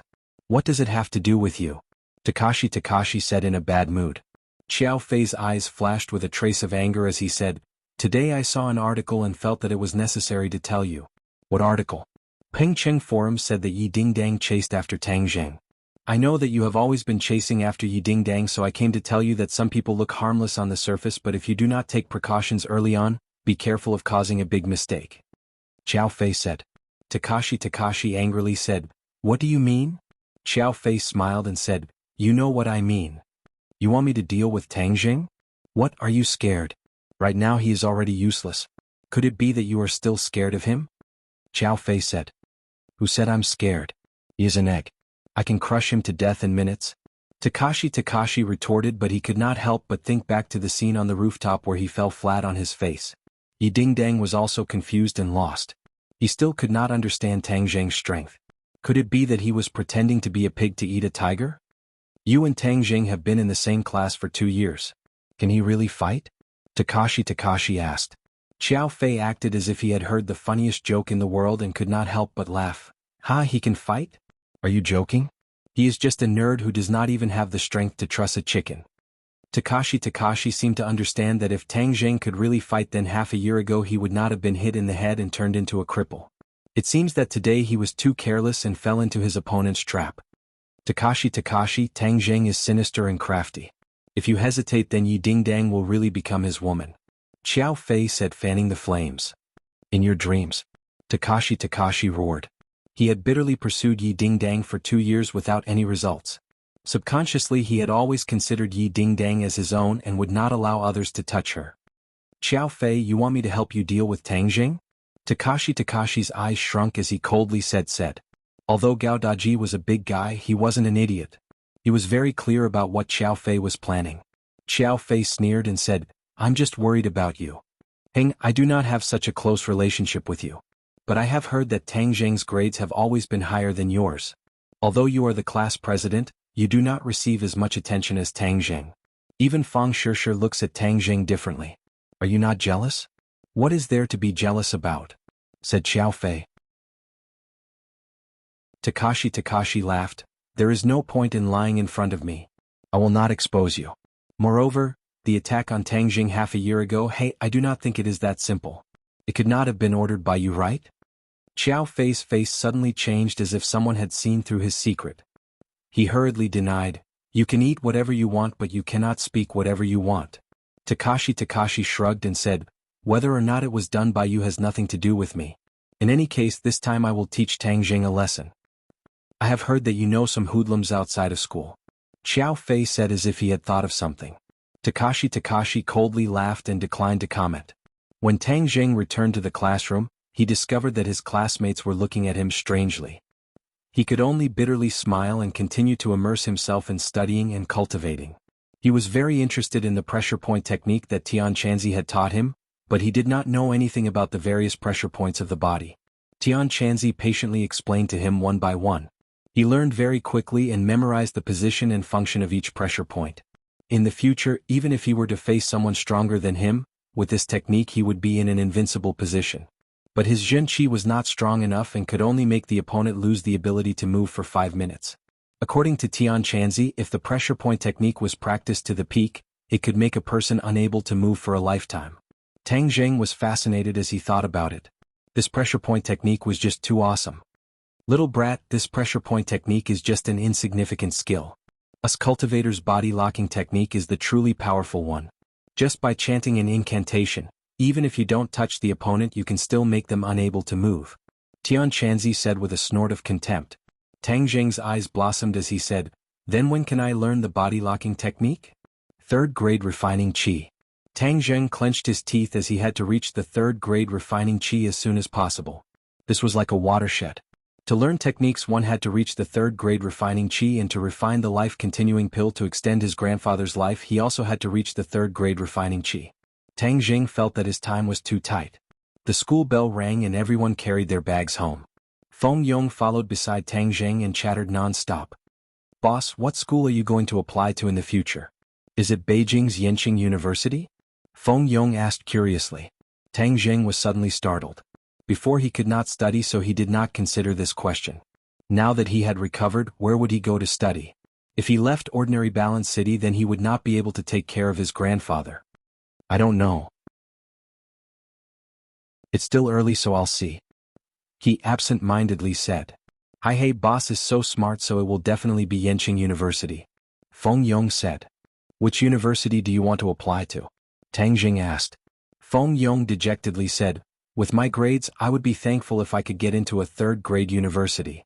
However, my family has already used their connections, and in the future I will also go to Yenqing University. There are many resources and connections there, so if I can get to know more people, then it will be beneficial for me to take over my family's business."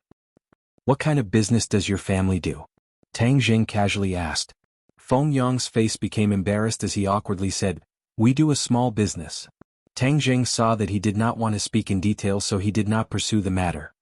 "I see that the people in our class are not stupid, so why can't they improve their grades?" Tang Zheng curiously asked. After listening to a few classes today, he found that the teachers were all very skilled and were not any worse than the teachers in class 1. Pengcheng International School hired the best teachers in the country, and even if it was the hell class, the teachers were all truly talented. We are all children of rich families, and many of us have already been arranged by our families, so why would we need to study so hard? Feng Yong's words exposed the mystery. Tang Jing shook his head as he could not understand the mentality of these rich kids and said, "After all, relying on one's father is not a long-term solution. To forge iron, one needs to be strong." Feng Yong's face turned red as he said, "Boss is right. Hehe, I'm not talking about you. I'm just speaking from my heart. No, my father often says these words, but I have never paid attention to them. However, it is too late to say these words. My foundation is poor and there are still 3 months until the college entrance exam, so there is no point in cramming at the last minute." Feng Yong said disappointedly. "No, if you sharpen your spear at the last minute, even if it is not fast, it will still shine. As long as you have confidence, your grades will definitely improve." Tang Jing firmly said, "Feng Yong, in the future I will tutor you and guarantee that your grades will improve." Since Feng Yong called him boss, then he can't be a boss for nothing. Feng Yong was overjoyed, as with the help of a top student his grades will definitely improve and his pocket money will naturally increase. Thinking of this, his eyes couldn't help but shine. "During this time I will find some time to draw up a study plan for you and then find some time to tutor you." Good, thank you, boss." "Yo, boss? Fatty, why didn't you choose a powerful person to worship? Why did you choose this skinny kid? You really don't have a good eye." Suddenly, the two were blocked by 6 fierce-looking punks. "What do you want?" Feng Yong fearfully asked. Fatty scrammed to the side. "This has nothing to do with you." The hoodlums waved their hands and impatiently said as they stared at Tang Zheng, "You guys are here to deal with me?" Tang Zheng's pupils shrank as he couldn't help but remember the attack a few months ago. At that time he didn't even see the opponent clearly and was hit in the head. Then several people punched and kicked him until he fainted. He didn't even see the appearance of the murderer clearly. Now that he already has martial arts, there are still people who want to bully him. They are simply seeking their own death. "Hey, you are Tang Jing, right? Someone wants you to learn to be a bit more obedient. People must know their own limits. There are some people that you can't touch." The hoodlum proudly said. "What do you mean?" "Haha, this kid has become stupid from studying. Let me tell you, in the future stay away from Yi Ding Dang. Don't fucking think that a toad eating a swan's meat," the hoodlum arrogantly said. Tang Jing helplessly glanced at Feng Yong. Feng Yong bitterly said, "Boss, I also didn't know it would turn out like this." "Who sent you guys?" Tang Jing asked. "Fuck, you don't have the qualifications to ask. Brothers attack." "Stop." Feng Yong fearfully stopped them. "Open your dog eyes and take a look. This is Pengcheng International School. If you dare to make a move here, then be careful that you won't be able to bear the consequences." "Hey, who are you trying to scare? This kid is just a pauper, so who would stick out for him? Moreover, this is outside the school and not inside the school." The hoodlum already had a countermeasure, as he proudly said. Tang Zheng looked around and discovered that the other students were pointing at him, but no one came to help. The school's security was originally prepared to come over, but upon seeing that it was Tang Zheng, they resentfully left. It was clear that they knew of Tang Zheng's identity. He had already fallen from the altar and had become an insignificant person. There were even people in the crowd who mocked and ridiculed Tang Zheng, saying that wanting to be with Yi Ding Dang was just asking for trouble. There were many people who liked Yi Ding Dang and were happy to see Tang Zheng suffer. Takashi and Xiao Fei hid in the crowd and watched from afar. The corners of their mouths hooked up into a complacent sneer. "Boss, I will block them so you quickly run. They won't dare to do anything to me." Feng Yong stood in front of Tang Zheng and said in a low voice.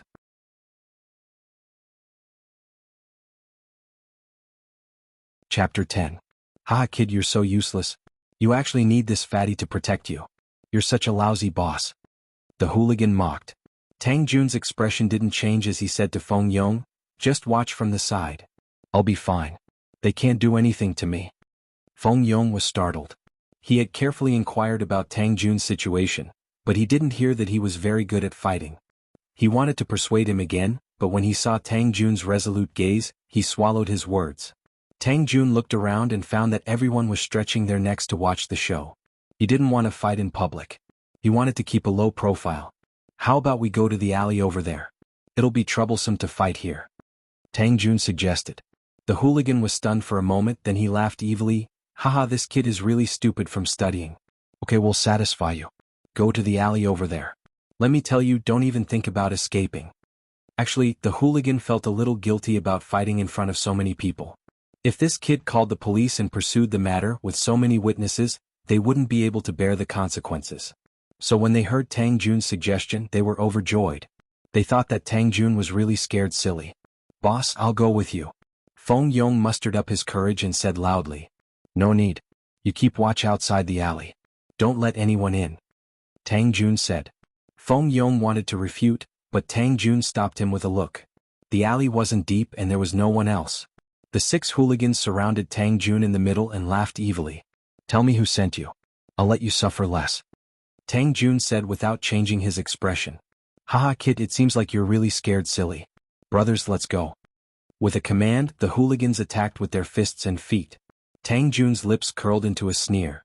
He moved like lightning. Heaven Luo hand was used and the sky was filled with shadows. It was like an inescapable net, and the hooligans had nowhere to hide. Bang bang bang, with a series of muffled sounds, the 5 hooligans flew out and crashed into the wall. They cried out in pain and cried for their parents. It was incomparably miserable. The leader of the hooligans was dumbfounded. He had been defeated in the blink of an eye. This was 2F** King Strange. Tang Jun walked towards him with a cold face. He was so scared that he hurriedly retreated. He pulled out a dagger from his waist and shouted, "Don't come over or I'll stab you to death. You're courting death." Tang Jun moved his feet and appeared in front of the other party. The hooligan stabbed forward, but found that his hand was empty. Somehow the dagger was in Tang Jun's hand.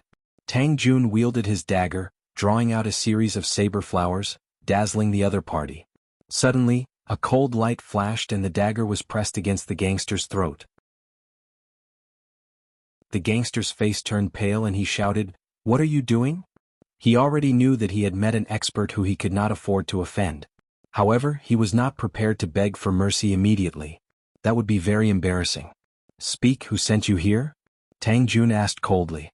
"If you have the guts, then kill me." The hooligan pretended to be unyielding and said.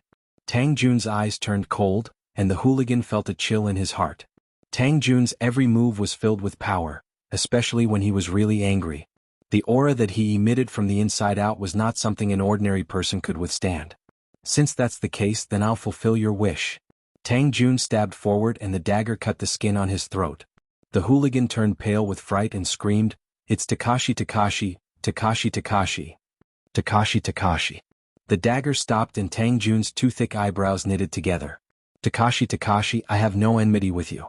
You actually sent people to deal with me. Very good. I will definitely not let you off."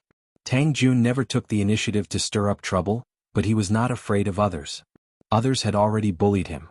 If he was a coward, then he might as well kill himself. A hand chop landed on the hooligan's neck and he fell limply to the ground. Feng Yong was like an ant on a hot pan as he paced back and forth in the alleyway. He originally wanted to go in and investigate, but when he thought of Tang Jun's resolute gaze, he wavered. "Boss is so confident. He will definitely be fine. Bodhisattva, please protect him. Boss will definitely be fine." Feng Yong comforted himself. Suddenly, a familiar figure walked out. His eyes lit up as he flew over and circled around Tang Jun. "Boss, are you all right?" Tang Jun smiled and said, "Do I look like I'm not all right?" "They didn't make a move?" Feng Yong was skeptical. Those people did not look like good people. How could they just let things go? Tang Jun mysteriously said, "We are scholars. If we can use our words, then we definitely won't use our fists." After listening to my teachings, they turned over a new leaf. "Really?" Feng Yong was in disbelief. Tang Jun did not reply. His gaze swept around and he saw a person, Takashi Takashi. Takashi Takashi also saw him. He was so scared that he hurriedly avoided Tang Jun's gaze. Takashi Takashi was very puzzled. How could Tang Jun be safe and sound? How could his face not be bruised and swollen? Those hoodlums took the money and did not do anything? They were 2F** King unkind. But he did not have time to think about it because Tang Jun walked straight towards him. Takashi Takashi hurriedly hid behind the crowd. The others also looked at Tang Jun in astonishment. Especially Xiao Fei, who was dumbstruck. His mouth was so wide open that an egg could be stuffed in. "Takashi Takashi, why are you running?" Tang Jun mockingly shouted. Takashi Takashi had no choice but to stop and turn around. His face was very ugly as he said, "When did I run? You did something wrong, so you want to run? Who did something wrong?" Don't slander me. Takashi's face turned red as he retorted. Before, he did not put Tang Jun in his eyes. But at this moment, Tang Jun was filled with a mysterious feeling in his eyes. He could not help but feel fear. Those hoodlums have already sold you out. Do you still want to deny it? Nonsense. I have nothing to say to you. I want to go home. Takashi finished speaking and hurriedly prepared to leave. How could Tang Jun let him have his way? But there were too many people here. He could not do anything to him. But if he did not teach him a lesson, how could he vent the anger in his heart? He pointed his finger. Takashi was immediately unable to move. He maintained his advancing posture like a statue. What did you do? Takashi turned pale with fright. He used all of his skills but still could not move. Tang Jun gave an enigmatic smile and walked away, minding his own business. Takashi panicked. He had never encountered such a situation. It was as if he had seen a ghost. He shouted, Tang Jun, don't go. Let me go. Tang Jun turned a deaf ear and walked away. Feng Yong stared dumbstruck at the comical Takashi. He then ran to catch up to Tang Jun and said, Boss, what happened to him? Why did he turn into a block of wood? Tang Jun shrugged his shoulders and said, maybe he did too many bad things and was punished by the heavens. Serves him right. You don't know how arrogant Takashi is usually. He relies on his strength to bully the weak. Many people in our class hate him to death. That's right, boss. When you entered the classroom today, the bucket of water on the door was placed by him. He often pranks people. Feng Yong said, venting his anger. Tang Jun understood tacitly. Feng Yong, the class monitor, must have been bullied by Gao Daji. Immediately he became even angrier at Gao Daji. However, they were classmates after all. This time he would teach Feng Yong a lesson. He sealed Feng Yong's acupoints and made him look bad for a few minutes. In the future he will not be able to bully others. Tang Jun said indifferently. Feng Yong's eyes lit up. His heart was like a mirror. Although Tang Jun did not say it, Takashi's predicament was definitely related to him. Following this kind of boss was definitely awesome. Tang Jun, don't go. Let me go. Takashi screamed at the top of his lungs. It attracted everyone's attention. Looking at his face that was redder than a monkey's, but everyone pointed and mocked him. Takashi was about to go crazy. He had never been humiliated like this before. What the F***ck is going on? His heart could not help but feel a deep sense of fear. Xiao Fei coldly watched from the side. He was really confused. Takashi was definitely not acting. Something must have happened to his body. But this was beyond his imagination. He did not see Tang Jun make any movements, so why did Takashi become like a puppet? Xiao Fei's heart moved. He hurriedly ran into the alleyway only to find it empty. Those hoodlums had already escaped. He also had no way to ask what happened. Xiao Fei's expression became gloomy and uncertain as he looked in the direction Tang Jun disappeared in. He clenched his teeth in hatred. What exactly happened to this trash's body? Why did he suddenly become a different person? Put-on. Suddenly, a muffled sound followed by a blood-curdling scream. Takashi fell flat on his face. He was battered and exhausted. The pressure point technique could only last for 5 minutes. After 5 minutes, Takashi's pressure points were automatically unsealed. But he maintained his advancing posture. He was originally struggling with all his strength. Suddenly breaking free, he lost his balance and fell down. Ha! The crowd let out a deafening laughter. Takashi wished he could find a hole to crawl into. Battered and exhausted, he crawled up and ran away from the school. This drama was immediately spread to the Pengcheng forum. Although everyone did not understand what happened to Takashi, they were certain that he was beaten up badly by Tang Jun. In short, Takashi's face was swept to the ground. Tang Jun's attention soared. The school's most influential person list left the second place by a large margin. However, Takashi also entered the school's most influential person list because of this matter. But everyone was ridiculing him. Takashi never thought that he would enter the list in such a way. Tang Jun parted ways with Feng Yong and ran all the way home. Suddenly, he stopped in his tracks and looked at his small house from afar. The front of the house was in a mess. Things were strewn all over the floor, including his old books. These were all treasures that his grandfather had collected like treasures.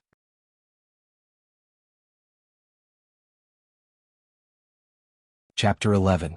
Grandfather. Tang Jing saw his grandfather lying on the wooden bed and the house in a mess, his heart filled with an indescribable fear. Little June, you're back. Tang Dehai weakly called out. Tang Zheng's head loosened. He thought that his grandfather had met with an accident and left him forever. He hurriedly rushed over and found that his grandfather's face was pale and his complexion was very poor. Grandfather, who did this?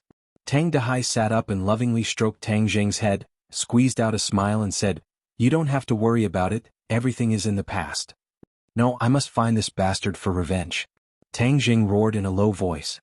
Tang Dehai's face sank, took a deep breath and said, "Little Zheng, you're not allowed to curse.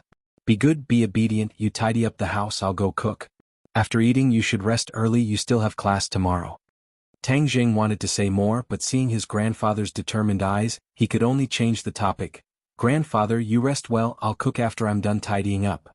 Tang Dehai saw that he did not pursue the matter, let out a sigh of relief and said, "Little Zheng's cooking skills are much better than grandfather's, then grandfather will continue to be lazy."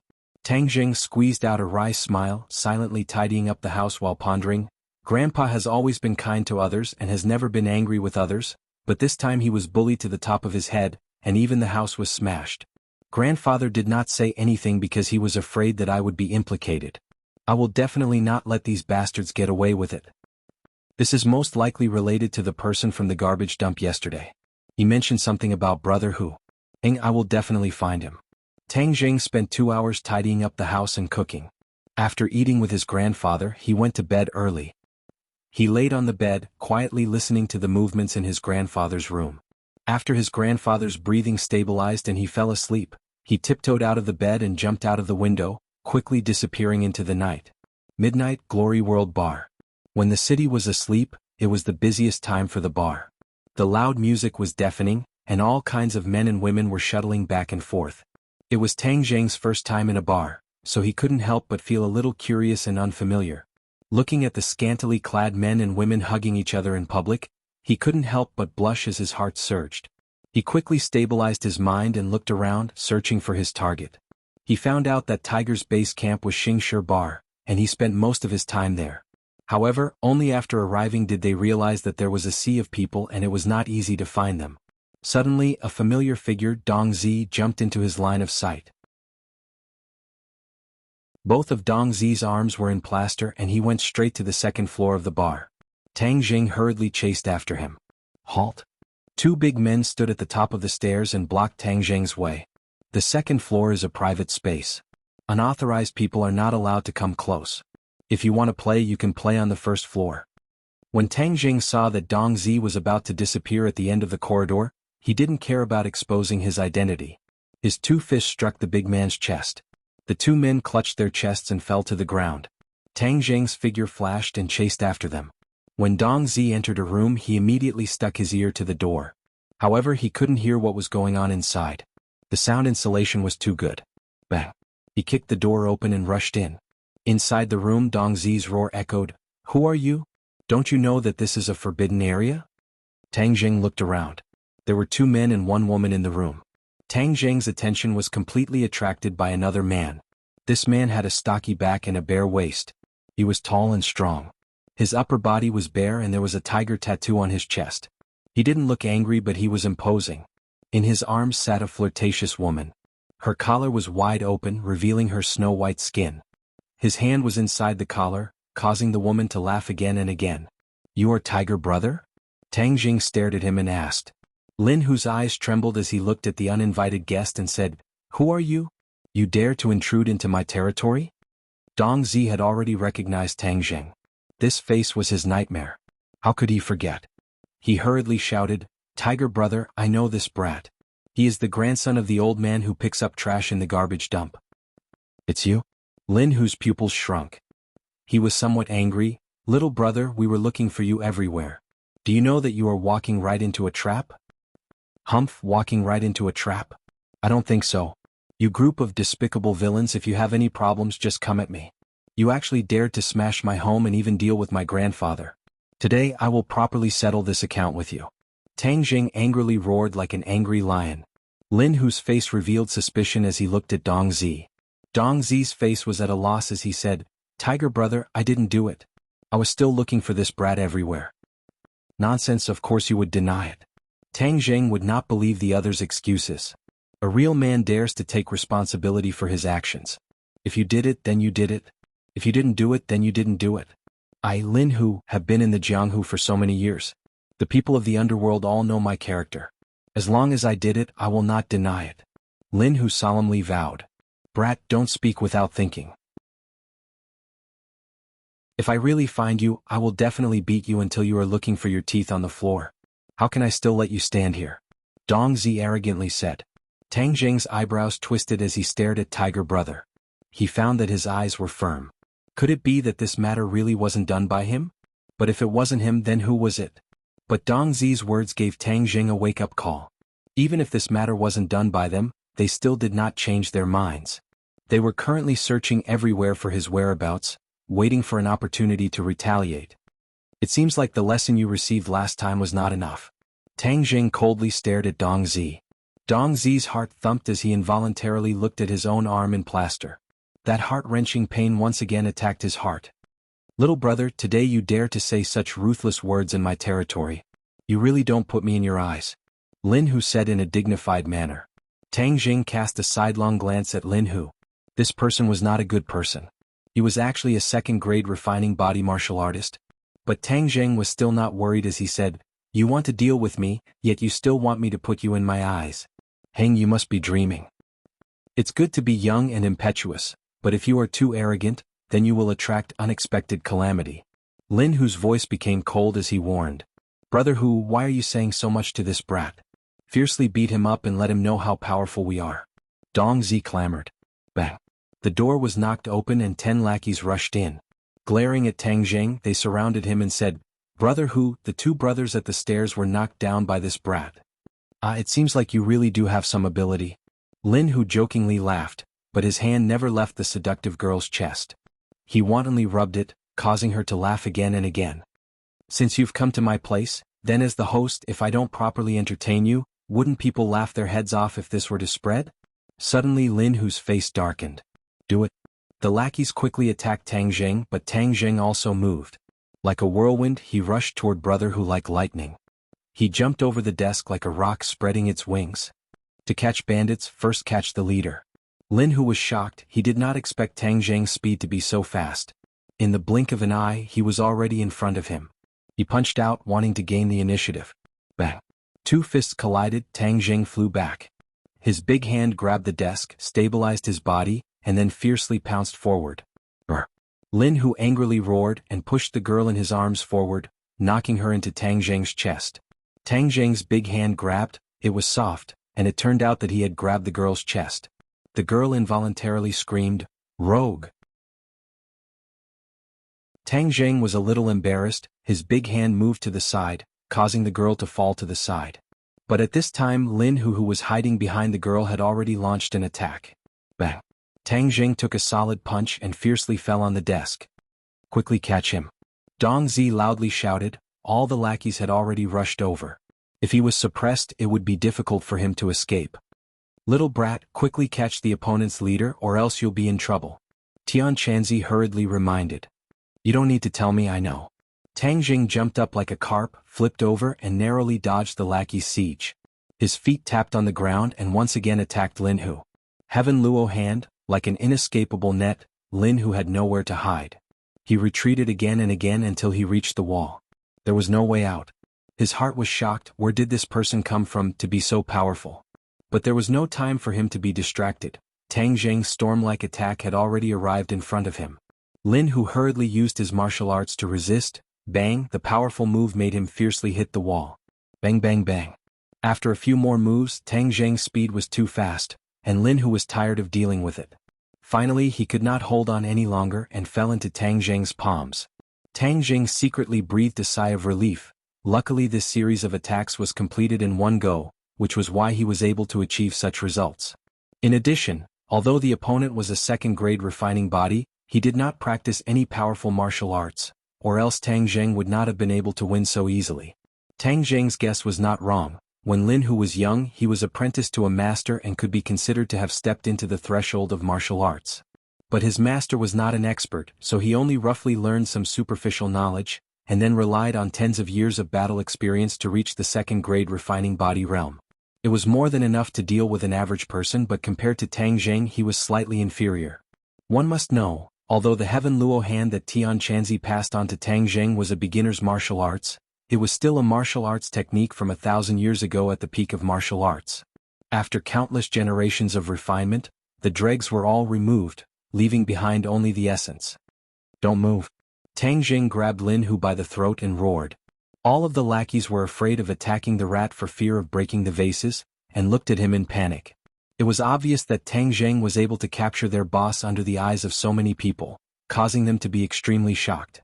Dong Zi walked out, angrily looking at him, and said, "Little brat, quickly release Brother Hu, otherwise I will cut you into 8 pieces." Tang Zheng coldly snorted and said without the slightest fear, "Then you come and try. Let's see if your boss dies first or if I die first." Lin Hu's face was ashen. This time he was really careless, falling into the hands of a young man in front of so many lackeys. "Little brother, what do you want?" Brother Hu asked in a deep voice.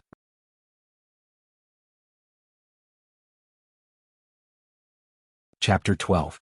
Tang Zheng's original intention was to ruthlessly teach this group of people a lesson so that they would never dare to stir up trouble again. But in the end he found out that it was not them, which made him feel like there was a knife in his back. There were also people who wanted to harm him.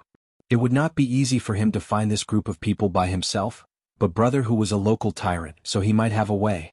Tang Zheng looked at Lin Hu and said, "You keep saying that this matter was not done by you, but how do I know if it is true or not, unless you take out evidence?" "How can we have evidence?" Dong Zi roared in dissatisfaction.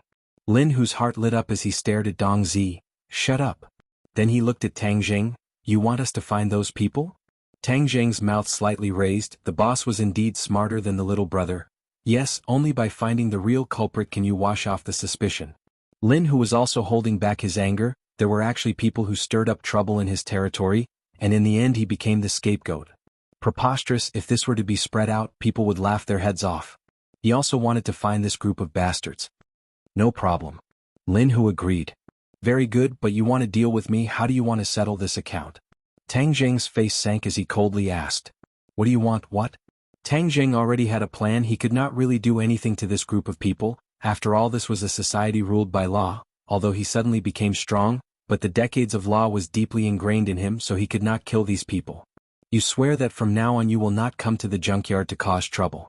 Tang Zheng firmly said.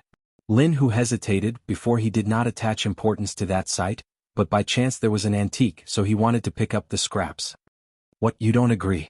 Tang Zheng's face became cold. "No, I agree." Lin Hu hurriedly said, giving up that site would not be a loss to him. After all, the opportunity to pick up scraps was hard to come by, and the most important thing was to stabilize Tang Zheng. "Very good." Tang Zheng let go of his hand. After Lin Hu regained his freedom, he subconsciously distanced himself from Tang Zheng. His henchmen were ready to rush forward. "Stop." Lin Hu angrily glanced around. Everyone stopped and hesitantly looked at Brother Tiger. Tang Zheng coldly looked at Lin Hu. Lin Hu's expression was uncertain as he said, "Don't worry, I will definitely give you an explanation for this matter. I still haven't asked for little brother's name." Tang Zheng frowned and asked coldly, "What? Do you still want revenge?" Lin Hu quickly waved his hand. "You misunderstood. I definitely didn't mean that. I just wanted to make a friend." Tang Zheng. Tang Zheng smiled faintly and strode out of the bar. "Brother Hu, are we really going to let this kid go just like that?" Dong Zi came up and asked anxiously. "Then what do you want?" Lin Hu asked back with a heavy face. "We have so many people. He is not our opponent." Dong Zi eagerly said. "Idiot." Lin Hu rolled his eyes at him. His short confrontation with Tang Zheng made him deeply understand the terror of Tang Zheng's strength. Tang Zheng was also a martial artist. Lin Hu spent tens of years of hard work to reach the second-grade refining body. This young man was even more powerful than him. What did this mean? The other side had the guidance of a famous teacher and the support of an expert. To make an enemy out of such a person was to seek death. Lin Hu had worked hard to build his foundation. How could he make an enemy out of such a fierce person just because of a small mistake and cause his foundation to be destroyed? Remember, in the future when you see this person you must be respectful. Treat it like you treat me. No, you must be more respectful than me. If he has any request, do your best to satisfy it. Do you understand? Lin Hu solemnly instructed. Although the lackeys did not understand, since it was the boss's orders, they did not dare to disobey. They all nodded in agreement. Also, go find those bastards for your father. Damn, they dare to cause trouble in your father's territory. They must have eaten a leopard's guts. Early in the morning, Tang Jing sat in the classroom reading. The others whispered to each other and occasionally glanced at him. Too many things had happened in the past 2 days. Everyone could not help but develop a strong interest in him. Boss, you came so early.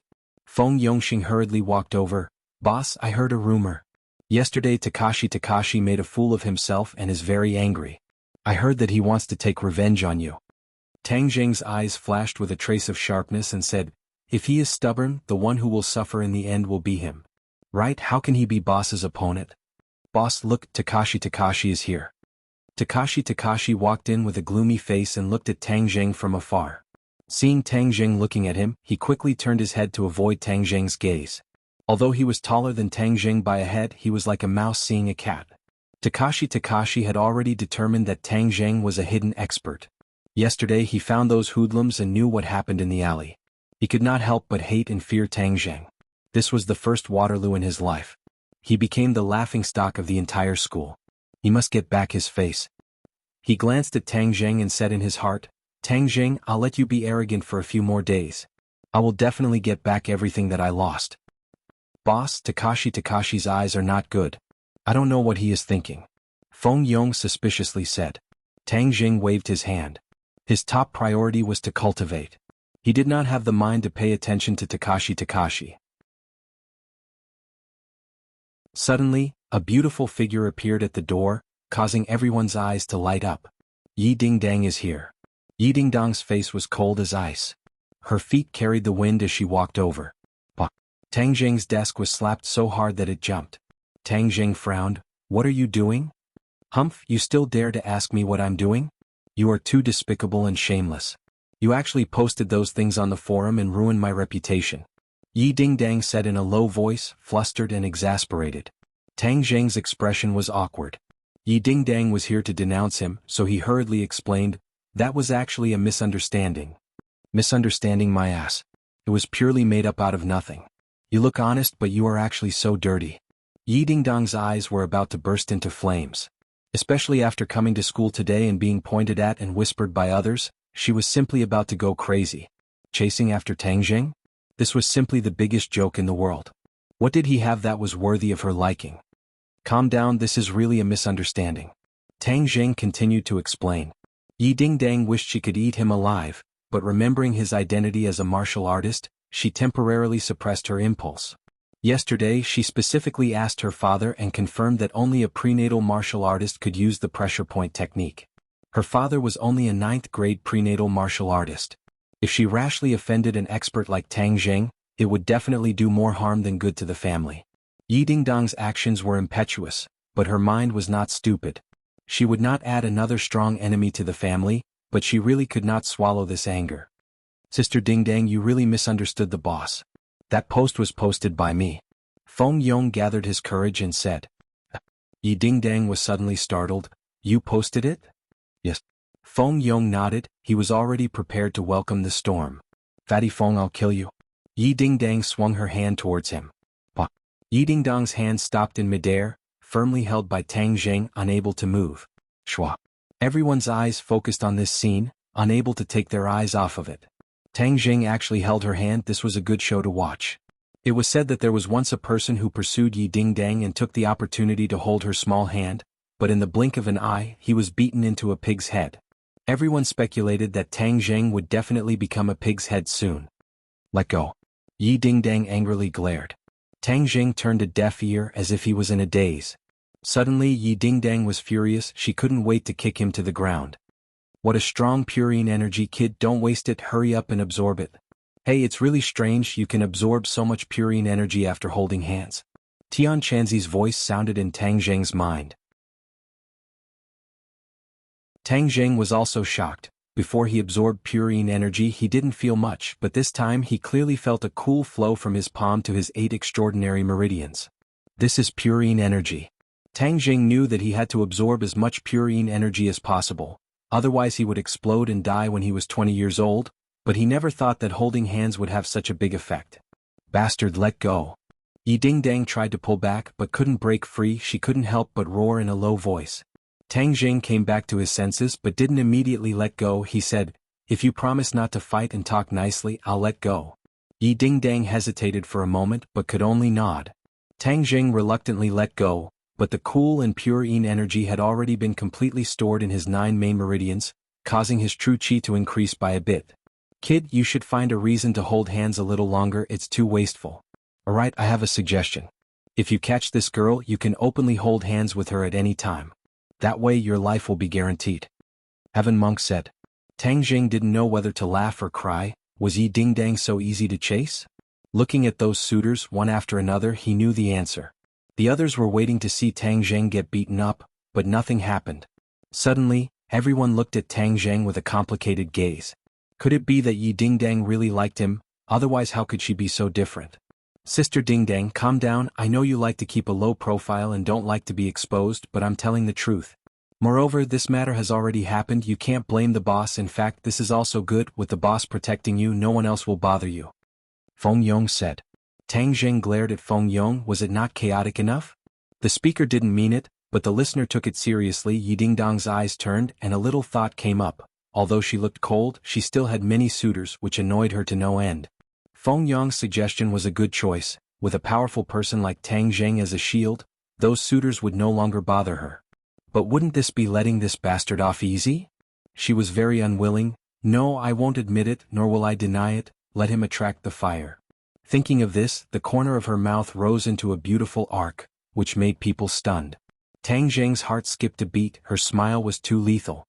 The ancient saying that when looking back, 100 charms will appear, it was probably referring to Yi Dingdang's smile. The others' breathing obviously quickened.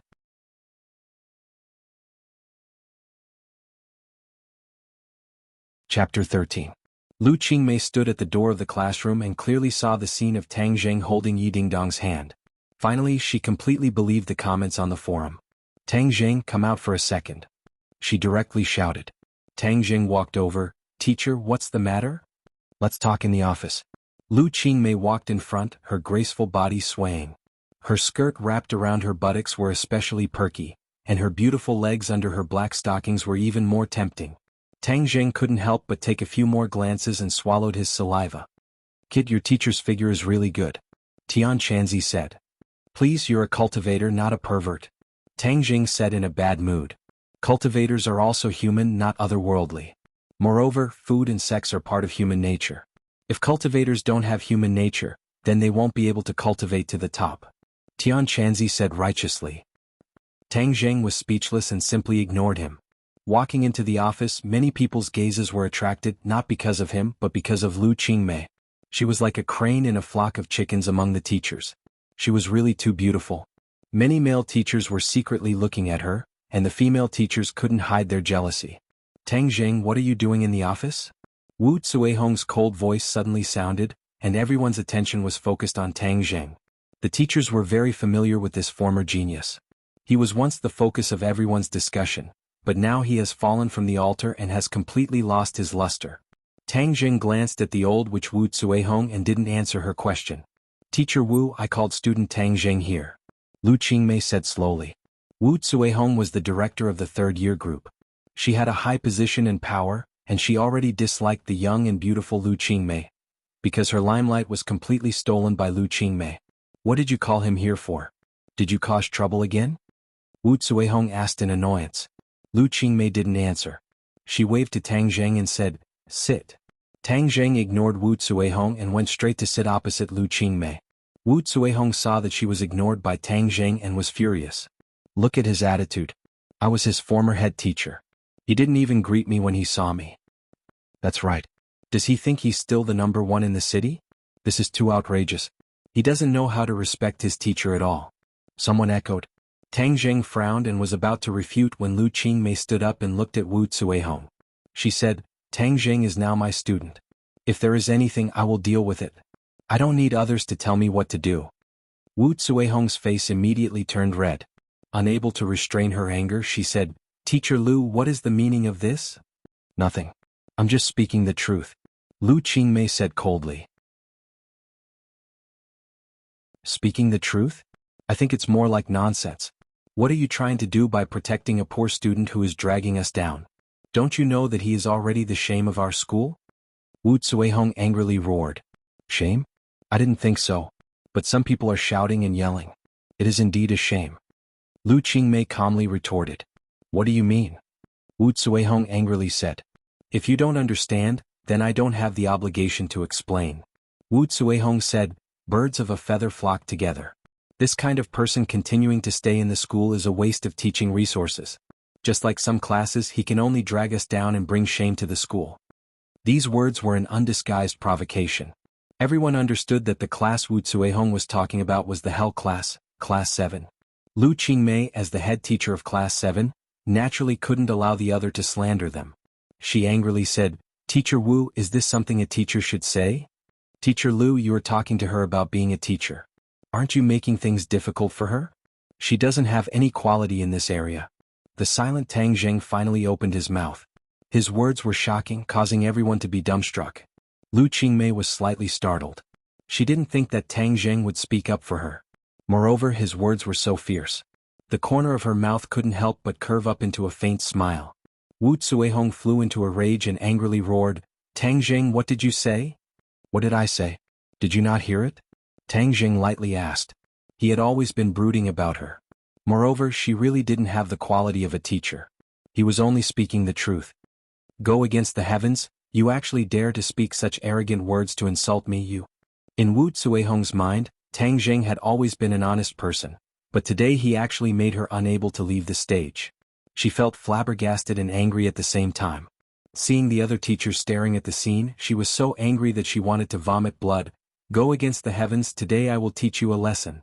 Saying this, she threw herself at Tang Zheng like a shrew.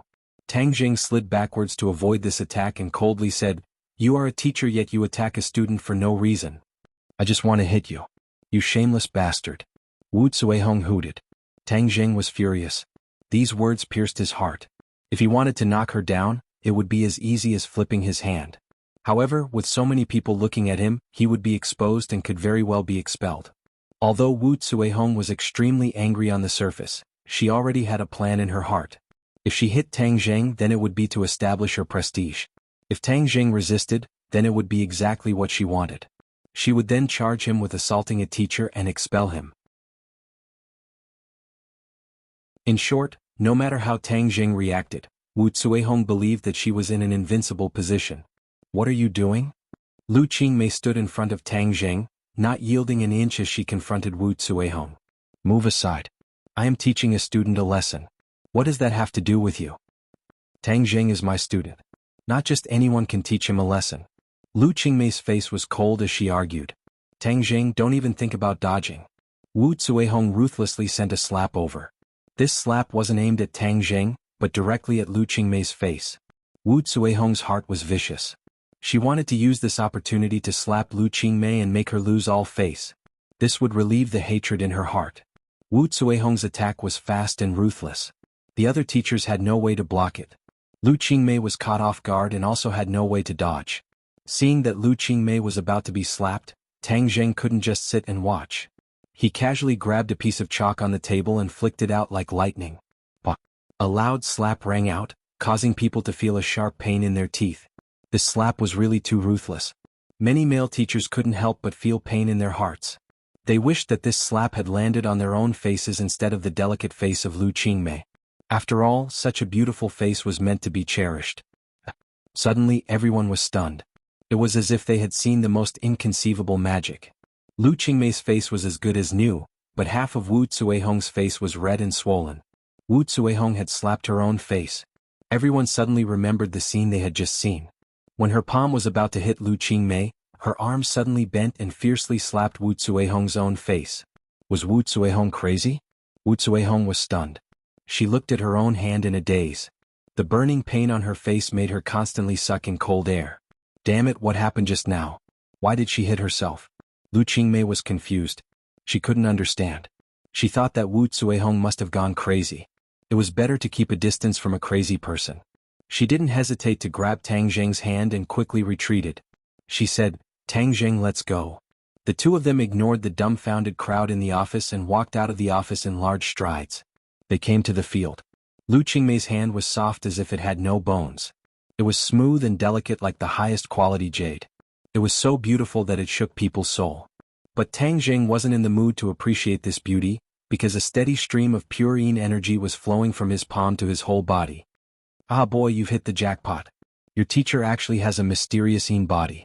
Moreover, she's still a virgin. She has accumulated more than 20 years of pure yin energy. Simply top grade. It's even more pure yin energy than those two girls. Tian Chanzi shouted excitedly. Tang Jing also had a profound feeling. This pure yin energy was much stronger than Fang Shishir's and Yi Dingdong's. His Jin Qi was stimulated by the pure yin energy and was constantly rising. Boy, you must pursue your teacher.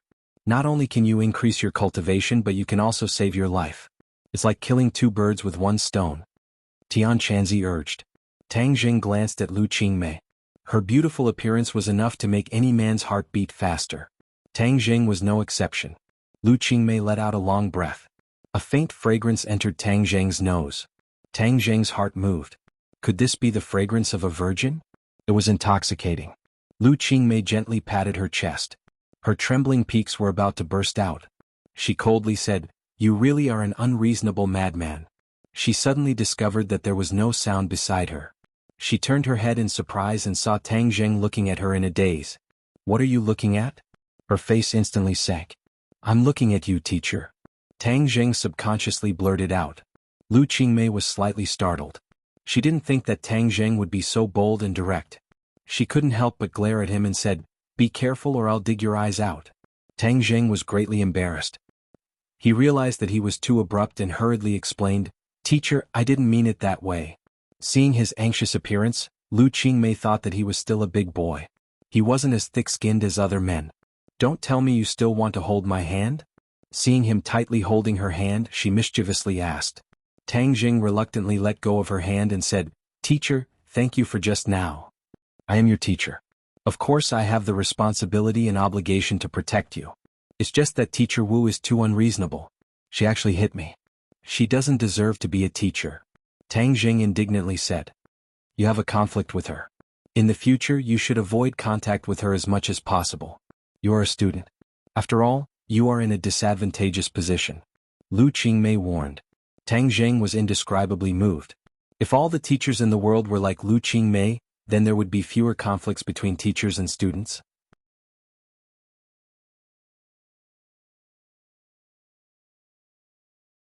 Chapter 14. Lu Qingmei looked at Tang Jing and solemnly said, "Tang Jing, I heard that you had a conflict with someone at the school gate yesterday.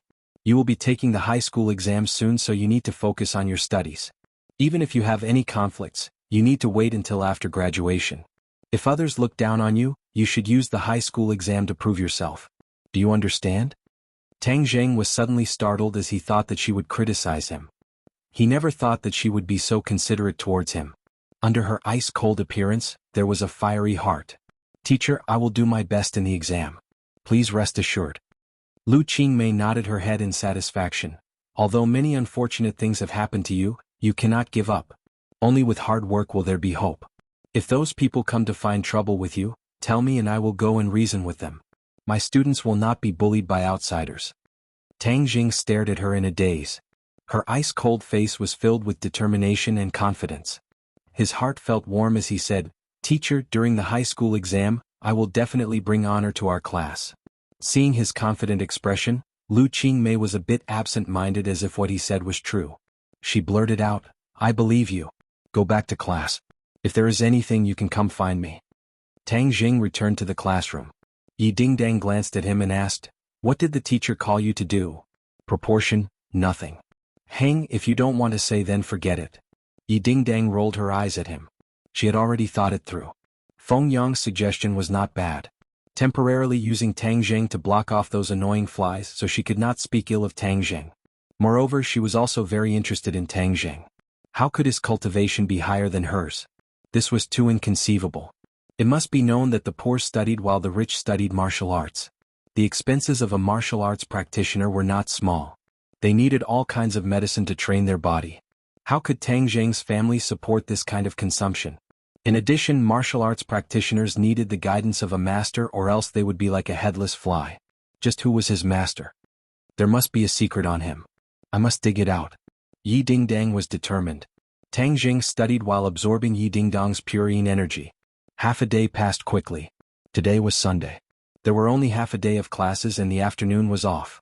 Tang Jing left the school with his school bag and got on a bus. Yi Dingdang looked at him in surprise.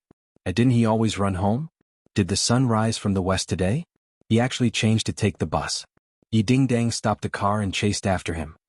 There must be something wrong. He must have gone to do some shady business. Do you think you can escape from my discerning eyes? Tang Jing took 3 buses and finally arrived at the foot of Ordinary Balance Mountain. Looking at the towering mountain, he took a deep breath. Today he came for the heaven fragrant flower. This was the most important step in refining the life-continuing pill. The heaven fragrant flower grew on the cliffs and the Ordinary Balance Mountain was one of the most suitable places. Tang Jing did not know whether the heaven fragrant flower was on the mountain or not. Therefore he could only check it out first. If it was not, he could only think of other ways. God bless me. I must find the heaven fragrant flower. Tang Jing said in a low voice. Brat, stop praying. 1,000 years ago the heaven fragrant flower was rare.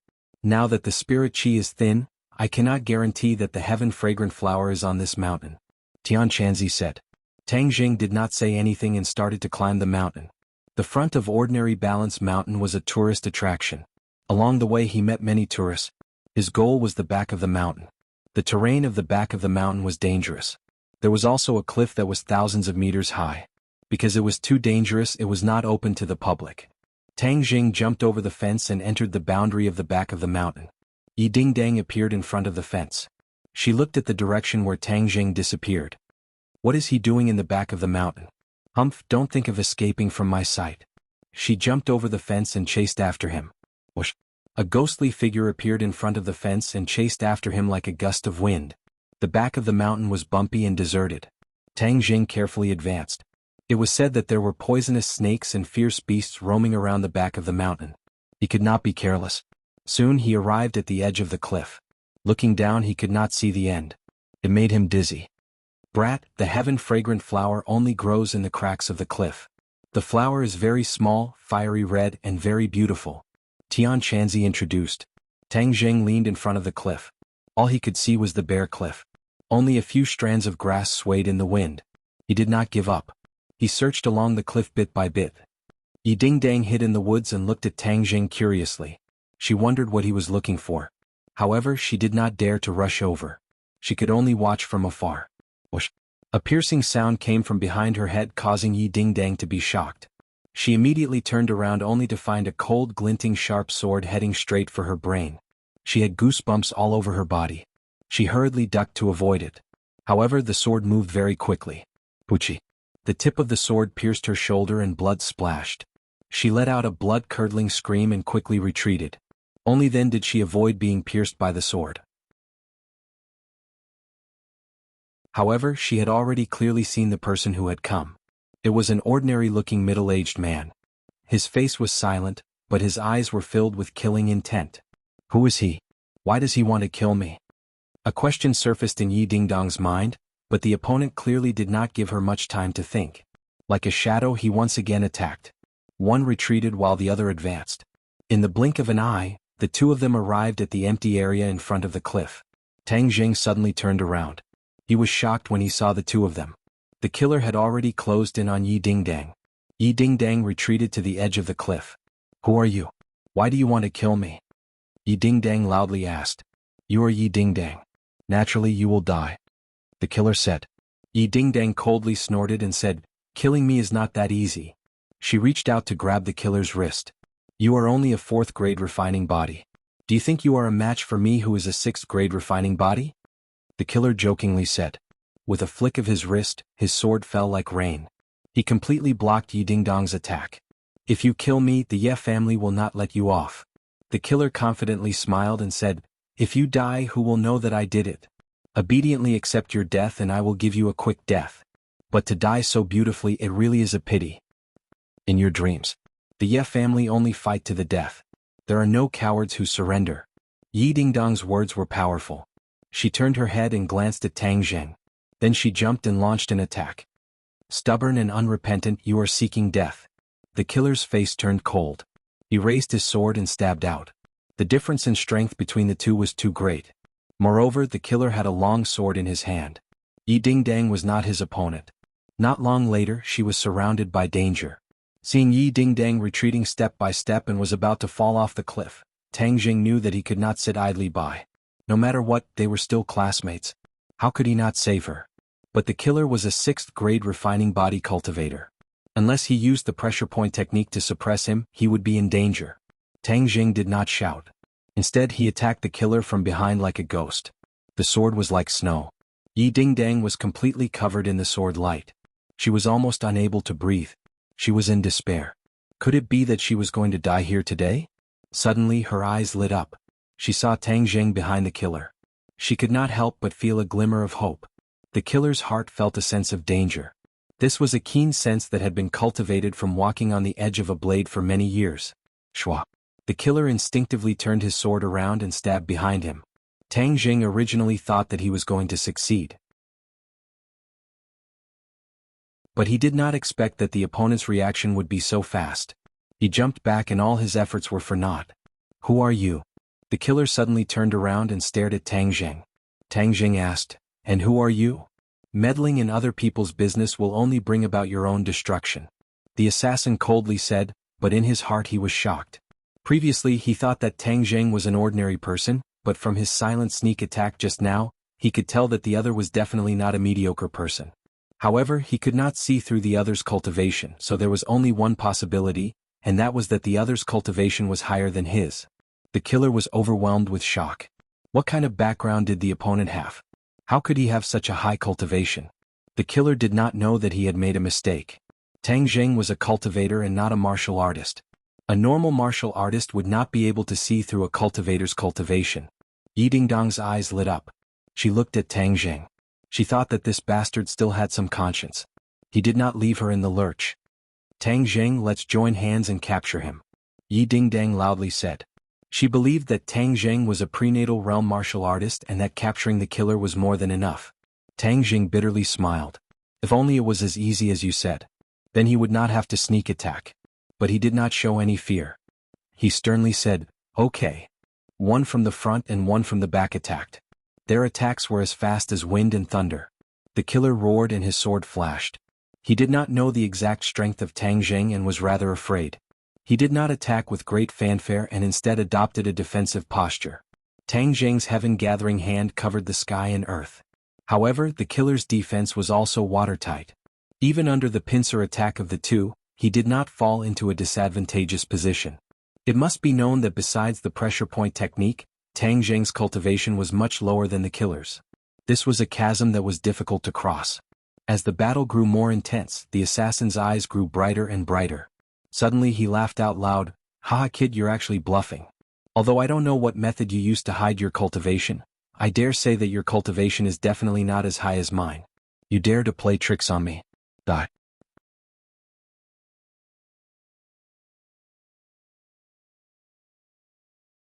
Chapter 15. The long sword pierced forward like a bolt of lightning, as graceful as a swan. Tang Jing did not retreat but instead advanced, using the heaven-gathering hand to protect his life gate, blocking the sharp sword. Stop! Yi Dingdang loudly shouted, her face becoming deathly pale. She already understood that Tang Jing was not the assassin's match, which meant that his martial arts had not reached the prenatal realm. He knew that he was not the assassin's match, but he still acted righteously without hesitation. Yi Dingdang felt a burst of warmth in her heart. Tang Jing, hurry up and leave, this is not your fault, I will hold him back. She quickly dodged, attacking the assassin's back.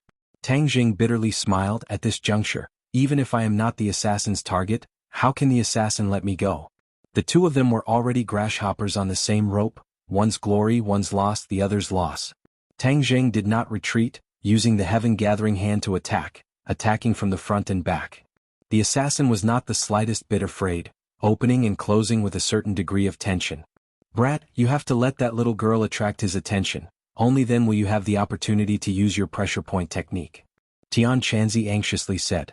Tang Jing was well aware, but in this situation, it was too dangerous to let Yi Dingdang attract all the firepower by herself. In just a few moves, Yi Dingdang would be defeated, the assassin would not show any mercy. The assassin pushed Yi Dingdang step by step, forcing her to the edge of the cliff. If she took another step back, her body would be smashed to pieces. There's no chance. Tang Jing inwardly shouted, dashing forward without a care for his own safety. The assassin was stunned for a moment. He did not expect that Tang Jing would suddenly attack, but Yi Dingdang was already at the edge of the cliff. He was not willing to let go of this rare opportunity, his long sword piercing towards her. Yi Dingdang hurriedly dodged backwards. She missed a step and fell off the cliff. She screamed. Tang Jing's eyes widened as he shouted for the assassin to be careful. He had already arrived in front of the assassin, but the assassin stabbed him with his sword. Blood splattered from Tang Jing's shoulder as his flesh was torn open. However, he still made his move without hesitation, his fingers gently brushing the assassin's body. The momentum of the sword came to an abrupt halt. Tang Jing had sealed the assassin's acupoint. The assassin's eyes immediately revealed a look of disbelief, which quickly turned into horror. Tang Jing brushed past him and rushed toward the cliff without hesitation. "Grab my hand." Yi Dingdang hurriedly stretched out her hands, tightly grasping each other's hands. Tang Jing's other hand grabbed onto a rock protruding from the edge of the cliff. Yi Dingdang's screams came to an abrupt end. She was still in shock as she seemed to have seen herself fall to pieces. Tang Jing's hand was like a life-saving straw that pulled her back from the god of death. She raised her head and foolishly looked at him with a complicated gaze. "Don't be afraid, I'll save you." Tang Jing suddenly used his strength and pulled her up. The mountain wind whistled as Yi Dingdang stood at the edge of the cliff. Her face was pale and her legs were weak. If it wasn't for Tang Jing saving her, she would have died. "Thank you." She stared at him and sincerely said. Tang Jing stared at her and asked, "Were you following me?" Yi Dingdang subconsciously lowered her head and weakly denied, "Who said I was following you? I only came up the mountain to look at the scenery. Besides, why did you come to Ordinary Balance Mountain?" Tang Jing coldly laughed. He had secrets on him that he did not want others to find out. Yi Dingdang's actions of following him made him very disgusted. "Me coming to Ordinary Balance Mountain has nothing to do with you." Yi Dingdang rolled her eyes. "Then I also have nothing to do with you." Tang Jing did not want to waste words with her. He looked at the assassin and said, "You should worry about him. Why does he want to kill you?" "How would I know?" Yi Dingdang had a stomach full of anger. This assassin must have planned this for a long time. Just who was it that wanted to kill her? "Who sent you?" Yi Dingdang walked over and snatched the assassin's sword and placed it against his neck. The assassin did not speak. He only looked at Tang Jing with a complicated expression and said, "You are clearly not a prenatal martial artist. How can you know the pressure point technique? You do not have the qualifications to know." Tang Jing coldly swept his eyes over him. Yi Dingdang also stared at Tang Jing with wide eyes. She also had the same question. But if Tang Jing did not say anything, she could not do anything. Moreover, now was not the time to be entangled with this question. But when she saw the wound and blood on Tang Jing's shoulder, she quickly said, "You're injured." Tang Jing lowered his head to look. His nerves were tense before, so it did not hurt. Now that the stinging pain attacked him, he clenched his teeth. He glanced at Yi Dingdang and said, "Aren't you also injured?" "Ah, it hurts like hell." Yi Dingdang finally felt the pain and jumped up with a shout. She was just like a kangaroo jumping around, making her look extremely comical. Tang Jing could not help but laugh. Yi Dingdang's charming face turned red. She fiercely said, "You're not allowed to laugh." "What does my laughter have to do with you?" "Humph, if I say you're not allowed to laugh, then you're not allowed to laugh. Stop messing around." Tang Jing sternly reprimanded, "My pressure point technique can only last for 5 minutes. You will be able to move again soon." Yi Dingdang turned pale with fright. She immediately placed her sword against the assassin's neck. "You're not allowed to move. My sword does not have eyes." At this time the pressure point technique lost its effect. The assassin regained his freedom but was powerless.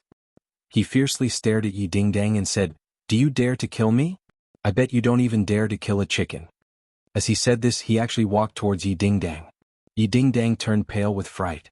Although she was a 4th-grade refining body martial artist, she had never even killed a chicken before, let alone a person. When the assassin moved, she subconsciously retreated. Tang Jing cursed. He bravely stepped forward and seized the sword. The sword's edge intimately touched the assassin's neck. "She doesn't dare to kill you. Why don't you try and see if I dare to kill you?" Tang Jing's killing intent soared. This time, He finally had the time to look for the heaven-fragrant flower but was disturbed by the assassin. This delayed the treatment of his grandfather. How could he not be angry? The assassin's gaze changed as he looked at Tang Zheng. This person gave him too many shocks and he could not see through him. Moreover, Tang Zheng's aura was clearly stronger than Yi Dingdong's. This made the assassin not dare to lower his guard. Heng, you're also a little brat. Do you really dare to kill me? The assassin provoked. Little brat, he's deliberately stalling for time. He's looking for an opening in your escape. You must not let him succeed. Tian Chanzi reminded. Relax, I understand. Tang Jing did not speak any nonsense. He raised his hand and the sword fell. A wound appeared on the assassin's neck and fresh blood flowed out. Yi Dingdang screamed in fright. She looked at Tang Zheng as if he was an alien. That decisive aura of killing deeply shocked her. Tang Zheng was not a bloodthirsty person. It was just that he had been accumulating a lot of anger for the past few months. In addition, he had a resolute side to him. That was why he was so decisive. The assassin did not dare to move. This little brat was not like that little girl. If he provoked him, he would be the one to suffer. Yi Dingdang, hurry up and call your family. Tang Jing ordered. He guessed that the Ye family's power was definitely not ordinary. He had suffered an undeserved calamity in this matter. He still needed the Ye family's help to deal with the aftermath. Yi Dingdang felt as if she had woken up from a dream. She immediately contacted her family. From the phone, one could vaguely hear that the other side of the phone was very angry. My family will be here in a while. Tang Jing nodded. To be honest, he really wanted to leave. Time was too precious for him. He still had to find the heaven-fragrant flower. But if he left, Yi Dingdang would not be able to control the assassin. The assassin's eyes wandered. He was looking for a way to escape. But when he saw Tang Jing's resolute eyes, he gave up. Half an hour later, the roar of a helicopter came from afar. Soon it was hovering overhead. The airflow stirred by the propellers was so strong that Tang Jing subconsciously squinted his eyes. The assassin's eyes lit up. He took the opportunity to dodge. He left the sword and quickly fled into the woods. Tang Jing was shocked. This assassin was too cunning. He shouted, "Stop!" The assassin's speed was faster than his. In the blink of an eye, he had crossed more than 10 meters. It was too late for Tang Jing to catch up. Where do you think you're going? Suddenly, a thunderous roar resounded in the air, causing Tang Jing's eardrums to hurt. He subconsciously raised his head to look, only to see a tall figure jump down from the helicopter. The height of more than 10 meters was like flat ground beneath his feet, as if he was a god descending from the heavens. The assassin looked back and ran even faster. But that person was even faster than him. In a flash, he landed heavily on the ground. The ground seemed to shake and a large amount of dust flew up. The assassin roared, "Get out of the way!" He moved like lightning. But that person did not move. He was like a boulder blocking his path. Bang!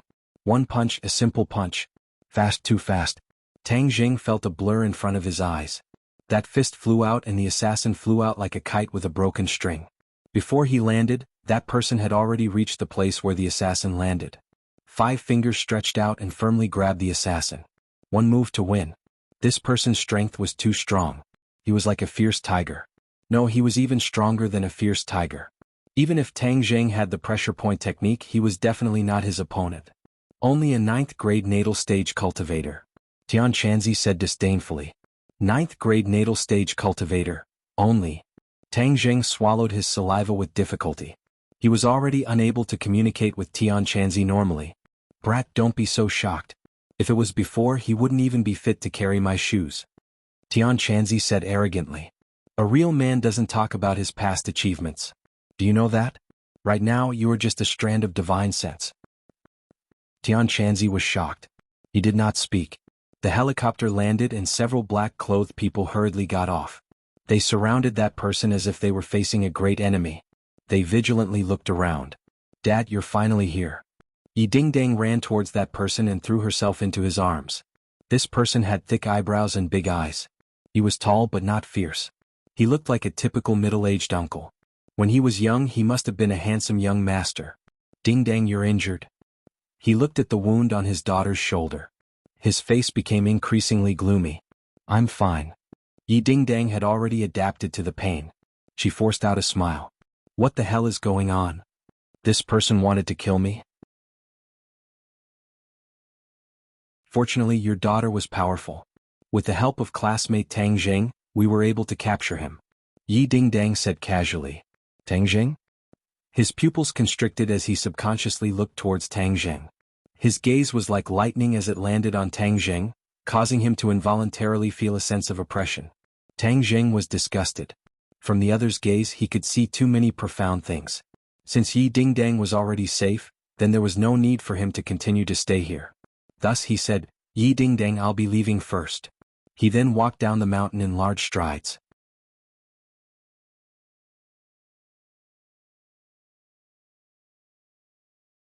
Chapter 16. Tang Jing was stopped by the men in black. Several of them had their hands on their waists and were glaring at him like a tiger watching its prey. What do you mean? Tang Jing angrily asked. The other party had weapons on them. Yi Dingdang was shocked and hurriedly explained, Dad, this is my classmate. He was the one who saved me. Yi Tianlei walked over. His sharp eyes were filled with surprise. This person looked like an ordinary person. There was no inner strength flowing around him, but his aura was clearly not that of an ordinary person. What was his identity? Was he related to this assassination? He temporarily suppressed his doubts and calmly said, Classmate Tang Jing, hello, I am Yi Dingdang's father, Yi Tianlei. Hello. Tang Jing suppressed his anger and nodded in greeting, if there's nothing else, I'll be leaving first. You saved Dingdang and were injured. How can you just leave like this? Wouldn't it seem like we are lacking in etiquette? Why don't you come back with me to treat your injuries first and then you can leave? Yi Tianlei unquestionably said. He suspected Tang Jing, so naturally he would not let him leave so easily. Yi Dingdang looked at his injuries and knew that his family was poor. The treatment would definitely cost money. This time he was injured because of her, so how could she let him spend money? She also advised, That's right, Tang Jing, you come back with me to treat your injuries. Tang Jing really wanted to leave, but this wound was not very serious, but it was not easy either. If he did not take care of it, it would arouse his grandfather's suspicion and make him worry for nothing. Thus he was forced to agree. The helicopter spiraled into the air and roared away. Tang Jing's emotions fluctuated. The Ye family's formation was so big. It seemed that it was more powerful than he thought. Nowadays it was not rare to have a sports car, but to have a helicopter was definitely not a normal nouveau riche. The helicopter stopped in front of a villa, and a group of people quickly came up to greet them. Walking at the front was a graceful and elegant, beautiful woman. Her appearance was somewhat similar to Yi Dingdang's. Tang Jing guessed that she must be Yi Dingdang's mother. Dingdang, are you alright? You scared me to death. The woman hugged Yi Dingdang in her arms and was pleasantly surprised. Feng Xinyang, I'm fine. Yi Dingdang glanced at Tang Jing and said embarrassedly, I'm an adult. Others will laugh at me like this. What a joke. Whoever dares to laugh at you, I'll break their legs. Feng Xinyang swept her eyebrows and coldly said. Tang Jing felt a chill run down his spine. Like mother, like daughter. This family was full of violent maniacs. No wonder Yi Dingdang had such a fiery temper. Moreover, Yi Dingdang had called her by her name. It was really strange. I am my daughter, you're injured. Doctor, come quickly. Suddenly, Feng Xinyang saw the wound on Yi Dingdang's body and made a big fuss. Several doctors in white coats immediately ran over. Quickly take her to the infirmary for examination and treatment. Feng Xinyang said in alarm. I'm fine. The blood has already stopped. What do you mean you're fine? You lost so much blood. Do you really think that women are not afraid of bleeding? Humph, which bastard dared to hurt my Feng Xinyang's daughter? He must be tired of living. Feng Xinyang's face was ashen as she shouted. Yi Dingdang rolled her eyes and was escorted to the infirmary. Suddenly she stopped and waved to Tang Jing. Tang Jing, come with me to treat the wound. The two people went to the infirmary together. Yi Tianlei and Feng Xinyang looked at the two people's distant figures thoughtfully. Feng Xinyang frowned and asked, Tianlei, what is going on? Yi Tianlei muttered, I'm not clear about the details. However, the killer has been caught. I will personally interrogate him later. Who is that Tang Jing? Feng Xinyang asked. Classmate Dingdang. However, this person is very suspicious. Feng Xinyang rolled her eyes and said, You like to be suspicious all day long. I think this young man is quite good. Who knows, he might be one of Dingdang's admirers. Dingdang is most like me in this aspect. She is naturally beautiful and has charmed countless people. Yi Tianlei's head was covered in cold sweat as he said, How old are you? You're still so shameless. Feng Xinyang's almond eyes widened as she said, Are you saying that I'm old? You have no conscience. In the past, so many people pursued me and I chose you. You actually despised me. I want our daughter to be the judge. Oh. She was about to cry. If Tang Jing saw this, he would definitely be shocked. This sudden change in mood was too fast. The others had long since gotten used to it. They lowered their heads and acted as if nothing had happened. Yi Tianlei was very clear about his wife's temper and hurriedly comforted her. All right, that's not what I meant. Let's interrogate the killer first. Feng Xinyang's crying stopped abruptly as she stared at the killer. With a simple glance, the killer felt as if he had been seen through. A chill ran down his spine. A sixth-grade refining body dares to assassinate my ding-dang. You really don't know how the word death is written.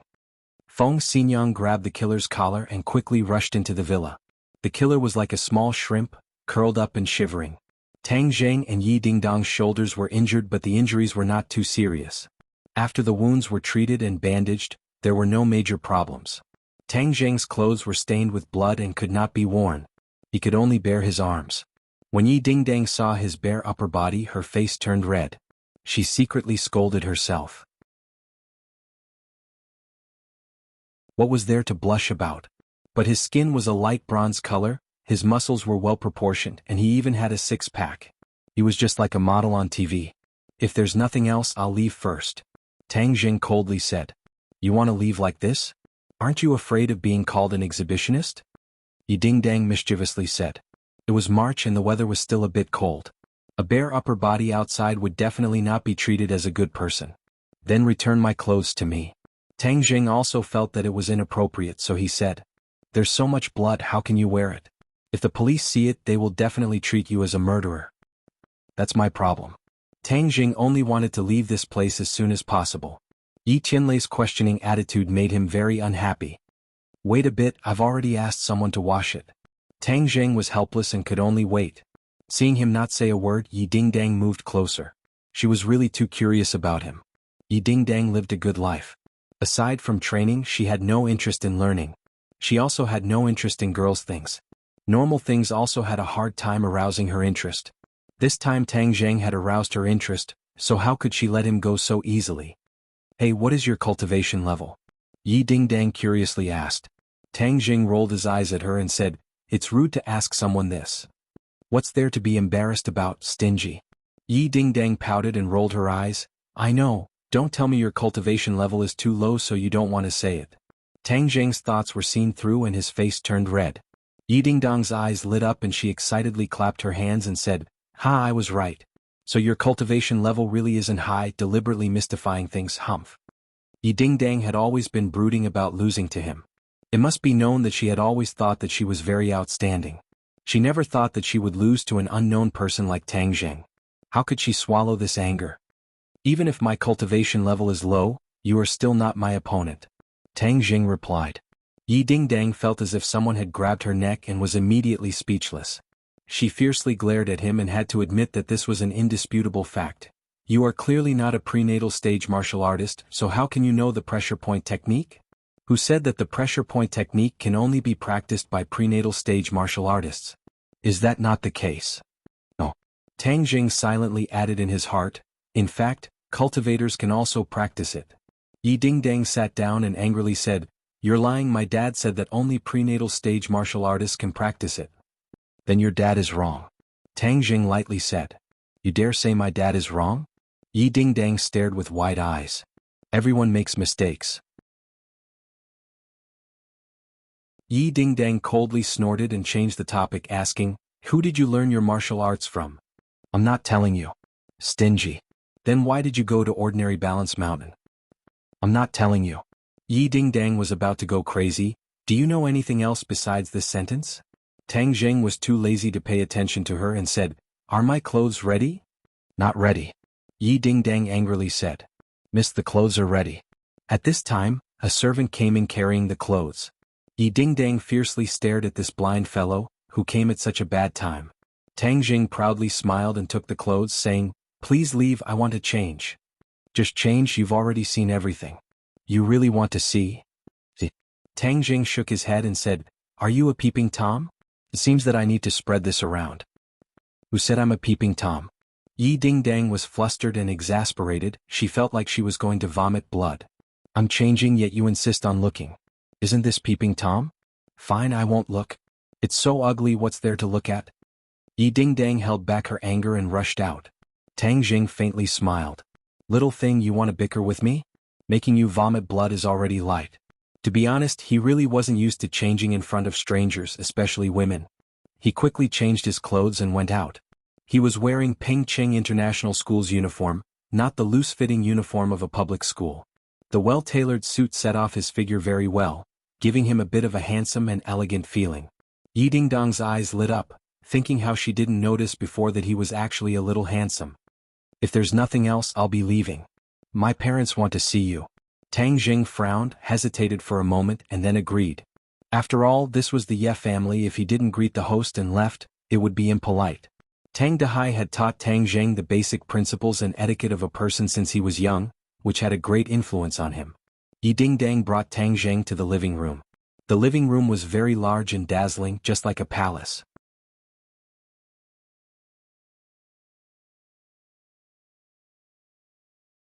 Chapter 17. Tang Jing was shocked. Her hands were very soft. Although they were not as delicate as Yi Dingdong's, they had a different kind of charm. He was surprised by Feng Xinyang's boldness, but then he heard her say, "Little handsome, thank you for saving our Dingdang. Come and sit down. Have some snacks and drink." She pressed him down on the sofa and then looked at Yi Tianlei. She shook her head slightly, indicating that she had not found any clues. They had finished interrogating the assassin, but they had not found the real culprit behind the scenes. The assassin was very stubborn, and they had not found the real culprit behind the scenes. The couple was worried. They only had one daughter, Yi Dingdang. If anything happened to her, it would be a devastating blow, so they had to find the real culprit behind the scenes. Tang Jing's appearance was very sudden, causing people to have no choice but to be suspicious, especially after investigating him and discovering that his life had undergone an earth-shattering change. He should not have been a martial artist, but the strength he displayed was without a doubt that of a martial artist. Moreover, he also knew the pressure point technique. What was even more shocking was that the couple could not see through his cultivation. It was an undeniable truth that people with higher cultivation could see the strength of people with lower cultivation, but it did not apply to Tang Jing. How could they not be shocked and suspicious? They did not know that warriors and cultivators were two different systems. Of course they could not see through him. Especially when Feng Xinyang grabbed Tang Jing's hand just now, she secretly used her internal strength to check his cultivation, but found that it was like a clay ox in the sea. There was no reaction at all. In short, this was the first time the couple had encountered such a situation, and Tang Jing was involved in the assassination. They had to be careful. If Tang Jing was really an enemy, it would be troublesome. Feng Xinyang greeted Tang Jing enthusiastically. She was so enthusiastic that he could not resist. She kept calling him Little Handsome, which made him blush. Yi Dingdang angrily rolled her eyes at her mother, but there was nothing she could do. Her mother was like that. Feng Xinyang inquired about his well-being, from his school life to his daily routine, as if she was looking for a son-in-law. Her gaze was so hot that Tang Jing couldn't bear it. He felt like he was sitting on pins and needles, and he couldn't wait to leave this place as soon as possible. Why were rich people so troublesome? Little Handsome, I've heard the story of how you saved our Dingdang. It was really thrilling. You're really amazing. Feng Xinyang patted her towering chest, a lingering fear in her heart as she said, I heard that you also know the pressure point technique, so you must have a master guiding you. We want to thank your master. After all, without him teaching such an outstanding disciple like you, our family's Dingdang would have been in danger today. Madam Yi, my master is like a wild crane wandering the clouds. His whereabouts are unpredictable. I don't know where he is either. Tang Jing had no choice but to fabricate a master. Otherwise, it wouldn't make sense and would only arouse suspicion. It really is a pity. It seems like he's an expert. How should I address him? Tang Jing shook his head. He didn't tell me. What sect is it? He didn't say. He only said that we were brought together by fate, so he taught me martial arts. I'll take the liberty to ask again. What is your current cultivation level? I can't even see through it. Several people stared at Tang Jing with shining eyes, clearly curious about his cultivation level. Tang Jing hesitated. If he didn't tell them his cultivation level, it would definitely arouse their curiosity and suspicion. Right now, his time was precious and he didn't have the heart to deal with other matters. Moreover, from their eyes, he could see that they were suspicious of him. In order to wash away their suspicion, he truthfully said, equivalent to a first-grade refining body. What first-grade refining body? The three people stood up at the same time, looking at him as if they were looking at an alien. A first-grade refining body was able to suppress a sixth-grade refining body. Moreover, he even knew the prenatal stages pressure point technique. Was this a dream? This was beyond common sense. Tang Jing, so you were actually a first-grade refining body. Yet you pretended to be so strong and deliberately bullied me. Yi Dingdang was so angry that she directly jumped up. A first-grade refining body meant that one had just stepped into the threshold of a martial artist. She actually lost to a newcomer. If this could be tolerated, what could be tolerated? Yi Tianlei and Feng Xinyang looked at each other. The shock in their hearts was no less than Yi Dingdang's. However, they considered more. A first-grade refining body practicing the pressure point technique was unheard of. Moreover, he could even hide his cultivation level. This showed that his master was an expert. If this kind of person wanted to kill Yi Dingdang, they wouldn't even have the strength to fight back. Why would they send Tang Zheng to participate in this? Thus, Tang Zheng was innocent. The two blamed themselves. Yi Tianlei sternly said, "Tang Zheng, I misunderstood you before. I'm sorry." Saying this, he cupped his hands towards Tang Zheng. Yi Dingdang stared dumbfoundedly at her father. What was wrong with her father? Why did he muster so many people and even apologize to him? It must be known that Yi Tianlei had an unbending character. Making him apologize was harder than ascending to the heavens. She didn't know what her parents were thinking. Even though Tang Zheng's cultivation level was low, he had a good master. The Ye family definitely couldn't become enemies with this kind of person. Tang Zheng felt a lot better. He wasn't an unforgiving type of person. He waved his hand and said, "It's fine." Feng Xinyang smiled and said, "This time it's all thanks to little handsome brother's help. If you have any requests, we will do our best to fulfill them." Yi Dingdang curiously looked at him. His family was poor. With her mother's words, he could reach the heavens in one step and live a rich life. No need. Tang Zheng flatly refused. He wasn't moved in the slightest. A gentleman loves money. He was poor, but he wouldn't be poor his whole life. Relying on other people's charity wasn't as good as earning his own money. Moreover, when he saved people, he didn't think of asking for anything in return. In addition, his top priority was to save his grandfather. The Ye family wouldn't be able to help. Yi Tianlei and Feng Xinyang couldn't hide their astonishment. Facing such a good opportunity and not being moved, it could be seen that this child's heart was firm. The most important thing for a martial artist was to have a firm heart. Perhaps his future achievements wouldn't be low. Since it's like this, then we won't force you. Seeing that you were in a hurry to go home, I'll send a car to send you back. Thank you. Yi Dingdang disappointedly looked at his back as he left. She pouted and said, "Hang, acting all high and mighty. Letting go of such a good opportunity, what a fool." My Dingdang, you're the foolish girl." Feng Xinyang walked over and rubbed her head. "This little handsome brother isn't simple. I see that you have a bit of conflict with him. Remember to restrain your big missy temper and get along well with him." "How is he handsome?" "I think he's ugly to death." Yi Dingdang unhappily said. "Really? I think he's quite handsome." "Dingdang, is he chasing you?" "How could that be? There are plenty of people like him in our school, and there are plenty who are more outstanding than him. Even if he chases after me, I wouldn't even fancy him." Yi Dingdang felt as if someone had stepped on her sore spot as she said in shock. Feng Xinyang mischievously winked and said, "Oh really? Then why did someone follow him to Ordinary Balance Mountain?" "Feng Xinyang, I'm not going to talk to you anymore." Yi Dingdang stomped her feet and ran back to her room with a red face. Feng Xinyang smiled and looked at Yi Tianlei and said, "Tianlei, do you think this girl has fallen for that brat? I've never seen her so attentive to anyone." "Impossible, Dingdong's heart is higher than the sky. She wouldn't like an ordinary person." Feng Xinyang rolled her eyes and meaningfully said, "He's not an ordinary person. This girl is really like me when I was young. She dares to love and hate. She's much more obedient than you were when you were young."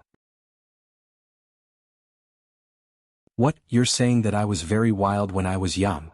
Feng Xinyang angrily glared and was about to flip out. Yi Tianlei knew that he had said something wrong. He bitterly smiled and quickly changed the topic. "Dingdang is in danger right now. I don't have time to take care of her. You have to take this responsibility." Feng Xinyang nodded, "Of course. If it wasn't for me, her mother, protecting her, then who would expect you to do it? If you want to kill my daughter, you'll have to get through me first." When Tang Jing returned home, the sky was already dark. He didn't find anything today, but he wasn't discouraged. However, he only had half a day every week before he could go look for the heaven-fragrant flower. Time was too tight. There are still 20 days. I have to break through my cultivation and find the heaven-fragrant flower during this time. Tang Jing clenched his teeth and secretly swore. Brat, it's not that I want to discourage you, but today I observed the situation of ordinary Balance Mountain. The spirit chi is thin, so there might not be the heaven-fragrant flower. Tian Chanzi said. We didn't finish looking for that cliff. It's the same whether we finish looking for it or not. The growth of the heaven-fragrant flower requires sufficient spirit chi. Ordinary Balance Mountain doesn't have this condition. No, I have to go look for it again. This time we're only at the top of the mountain, so I can only see a few dozen meters. I have to go deeper to look for it. Brat, you're courting death. With your current cultivation, if you're not careful and fall off the cliff, you'll definitely die. If I can't save Grandpa, what's the use of me living alone? Tang Jing was very stubborn. He had to save his grandpa. Tian Chanzi was speechless. Then prepare the rope. We'll go again next week. Dong dong. There was a knock on the door. Who is it? Tang Dahai went to open the door in puzzlement. The two of them didn't have any relatives. With a creak, the door opened. Tang Dahai was shocked and couldn't help but take a few steps back. He exclaimed, Why is it you guys? Why are you guys here again? If you want to vent your anger, then hit me. Don't hurt my grandson. When Tang Jing heard these words, his anger surged. Who was it that didn't open their eyes? Could it be the people who came to smash things last time? He angrily rushed out and was met with a few familiar faces. Lin Hu, Dong Zi, and a few other unfamiliar faces. Little Jing, hurry and run. I'll hold them back. Tang Dahai didn't know where he got the strength, but he suddenly exploded. He stretched out his arms to block everyone and shouted in panic. Lin Hu and the others looked at each other in dismay. They really didn't know what was going on. Old man, we're here to find your grandson. Lin Hu politely said. I know. If there's anything you guys can come at me. You can hit me or scold me, but please don't hurt my grandson. Tang Dahai bitterly begged. Tang Jing felt a pain in his chest. He jumped in front of his grandpa to protect him. Tang Dahai was anxious and kept tugging at him, telling him to hurry and run.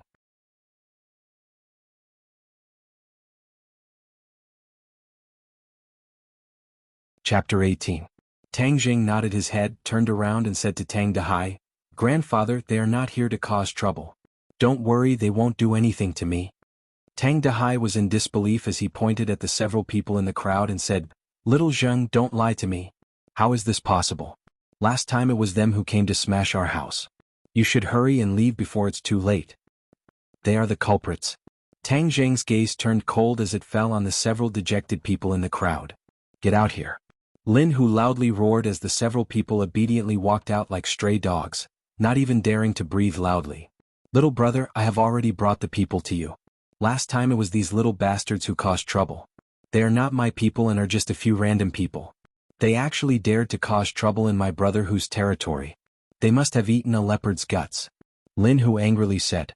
The several people trembled as they hurriedly begged for mercy. Brother Hu, we won't dare to do it again. Please let us go. Heng, whether I let you go or not is not up to me. It is up to this little brother and the old man. Lin Hu gave Tang Jing enough face as he clearly said this.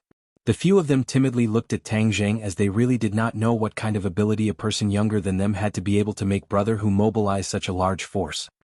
F***ck seeing the victim, you don't know how to apologize? Dong Zi angrily cursed as he kicked one of the people. The several people hurriedly bowed and apologized, saying, Two great masters, please forgive us. We won't dare to do it again. Tang Dahai was dumbstruck as he did not know what to do. He originally thought that they were here to cause trouble, but he did not expect things to turn out like this. All of these changes seemed to be related to Tang Jing as he stared blankly at Tang Jing. He vaguely felt that he was different from before. Is this how you beg for mercy? Tang Jing forcefully suppressed his anger as he coldly said. Lin Hu understood tacitly and shouted to kneel down. Dong Zi kicked him to the ground and scolded, Damn it, don't you know that you have to kneel down to show your sincerity? The few of them knelt on the ground, trembling non-stop, kowtowing like they were pounding garlic. Sorry, we know we were wrong. We had eyes but failed to recognize Mount Tai. Please let us go like a fart. Tang Jing coldly snorted, looked at Tang Dahai and said, Grandfather, how do you think we should deal with them? Tang Dahai was at a loss. He had been well behaved all his life and had never bullied anyone. Occasionally when he was bullied, he could only swallow his pride and keep the peace. For a moment, when he saw someone kneeling and begging him for mercy, he felt like he was dreaming. He moved his lips but didn't know what to say. Tang Jing looked at him and felt even more distressed. He became even angrier at the murderers and said, "If my grandfather doesn't forgive you, you'll never get up again." When they heard this, they became even more terrified. They cried loudly and begged for mercy. They kept saying good things about the old man. "Heng, if you knew this day would come, then why did you do it in the first place?" Tang Jing did not have any pity. He believed in repaying evil with justice and not repaying evil with good. "Since you did it, then don't blame me for doing it 15 times. Tang Dehai looked at the few of them and then looked at his grandson. He sighed and said, "Little Zheng, forget it. Let them go. They are not that old and are also pitiful children." "Thank you, old man, thank you, old man." The few of them felt as if they had been pardoned and cried tears of joy. "Okay, then we'll do as grandfather says. Grandfather, you go back to your room and rest. I'll come in a bit." Tang Jing helped his grandfather back to his room and closed the door. He walked out and said, "Brother Hu, thank you." "Little brother, saying thank you is too estranged. Your matter is my matter. But letting these little brats go like this is letting them off too easily." Tang Jing's eyes flashed with an ominous glint. Thinking back to the day when his home was in a mess and his grandfather's heartbroken look, his heart felt like it was being twisted by a knife. He said, "I think so too." Lin Hu's eyes lit up as he laughed and said, "Great minds think alike. Then little brother, how do you think we should deal with them?" Tang Jing swept his eyes over the few of them and said, "Whoever made a move, break that hand to teach them a lesson." Lin Hu gave a few of his lackeys a look and said, "Do it. Be careful not to disturb the old man's rest." A few of the lackeys immediately covered the few people's mouths. Pa pa pa. With a few muffled sounds, the few people's arms immediately drooped down and broke. The few of them struggled but to no avail. Lin Hu waved his hand, indicating for them to be dragged away. He looked at Tang Jing with a smile and handed over a cigarette. "Give me one." "No need." Lin Hu lit the cigarette and blew out a cloud of smoke and said, "They have already confessed. The real culprit behind this is a hedonistic young master." "Oh, what's his name?" "Qiao Fei. He is the young master of the Qiao Group. The Qiao Group does business and their headquarters is in the south. That is not my territory." Tang Jing's eyes trembled as he clenched his teeth and said, "So it was Qiao Fei. You know him?" "He used to be my classmate." Lin Hu suddenly realized that there was a conflict between the two of you. But this was too much. "You don't even understand such a simple principle." Tang Jing did not reply as he hated Qiao Fei to death. If he did not frame him for stealing money, he would not have been kicked out of Class 1. Also, the missing class fee was very strange. Who stole it? Just like what Qiao Fei said, the others did not lack these few $100, so there was no need to steal it. This was even more thought-provoking as it showed that someone was deliberately framing him. It must be Qiao Fei. Tang Jing concluded based on Qiao Fei's actions, "I have always been above him and he must have taken it to heart. Now that I am no longer number one, he still wants to kill me. He is too ruthless." Another point that made him angry was that Qiao Fei had made a move against his grandfather. His grandfather was the most important person in his life and was also his reverse scale. If someone dared to touch his grandfather, he would fight with his life on the line. Seeing the anger in his eyes, Lin Hu's heart moved as he asked, "Do you need my help?" "Not at the moment. Thank you, Brother Hu. If there was anything wrong in the past, please forgive me, Brother Hu," Tang Jing said. Lin Hu laughed loudly as he put his arm around his shoulder and said, "Us brothers are too distant. Your problem is my problem. If someone dares to touch you, even the Heavenly Emperor would not." Tang Jing smiled as he understood his kindness, but he was not the same as these gangsters, so he did not plan on becoming friends. The two exchanged a few more words before Lin Hu left with his men. Tang Jing entered the house and found his grandfather sitting on a chair, looking at him with a burning gaze. "Grandfather, you should rest. Come here, I have something to say to you," Tang Dehai said in a serious tone. Tang Jing was startled as he quietly sat down and looked at his grandfather's face, which was full of wrinkles. He was only 60 years old, but he looked like he was 70 or 80 years old. He had witnessed his grandfather's aging, and without him as a burden, his grandfather would not have aged so quickly. "Little Jing, you have grown up," Tang Dehai said meaningfully. Tang Jing smiled. "No matter how old I am still grandfather's grandson." Tang Dehai looked at him with a complicated gaze and said, "You have grown up and your wings have hardened. I can no longer control you. Tang Zheng's head thumped as his grandfather's tone was very strange. Grandfather, what is wrong with you? Do you feel that it is not enough to vent your anger? Then I will catch them again to let you vent your anger. Stop. Tang Dahai roared. Tang Zheng had never seen his grandfather so fierce and was shocked. Grandfather, what is wrong with you? Don't scare me. What is wrong with me? I should be the one asking you what is wrong with you. How did you get mixed up with those people? Tang Dahai's voice was stern as he felt a heartache. I did not get mixed up with them. Then why did they catch those people? Do you have anything to say? Little Zheng, do you know what kind of people they are? Hoodlums. They are all bad people who do not know how to learn. How can you get mixed up with them? You are a student, so you should put all your energy into studying. Have you forgotten what I taught you before? I did not forget. I think you have forgotten. Otherwise, why would you do such a thing? These few days you have changed so much that I do not recognize you anymore. Tang Dahai bitterly said, Grandfather does not have many wishes in this life. I only hope that you can live a peaceful life. I do not necessarily want you to become a dragon, but I only hope that you can have a job, get married and have children. Don't be like me who does not know anything and can only scavenge for a living. Do you understand? Tang Dahai said as tears flowed down his face. Tang Zheng felt as if he was being pricked by needles. 2 streams of tears flowed down his face as he knelt on the ground and said, Grandfather, I was wrong. I will never make you angry again. Get up. A man has gold under his knees. Tang Dahai helped him up and said earnestly, I know you've suffered since you were young and lost your parents, but you're a strong and sensible child. I just want you to remember one thing. Grandpa wants you to be a good person. Tang Zheng heavily nodded his head. Grandfather, I did not forget your teachings. I will definitely be a good person. Gently wiping away the tears on his face, Tang Wenhai said, A man does not cry easily. Don't cry. Grandfather believes in you. Let this matter pass. No matter who is right or wrong, you should not pursue it. You should study hard. Do you understand? The college entrance exam is coming soon. Grandfather is looking forward to seeing you enter university. Tang Zheng hesitated. The mastermind behind the scenes had already been exposed. If he did not do anything and let Xiao Fei get away with it, he would not be willing. But looking at his grandfather's expectant eyes, he could not bear to make him worry. In the end, he nodded his head. Grandfather, I promise. I will not pursue it anymore. Study hard.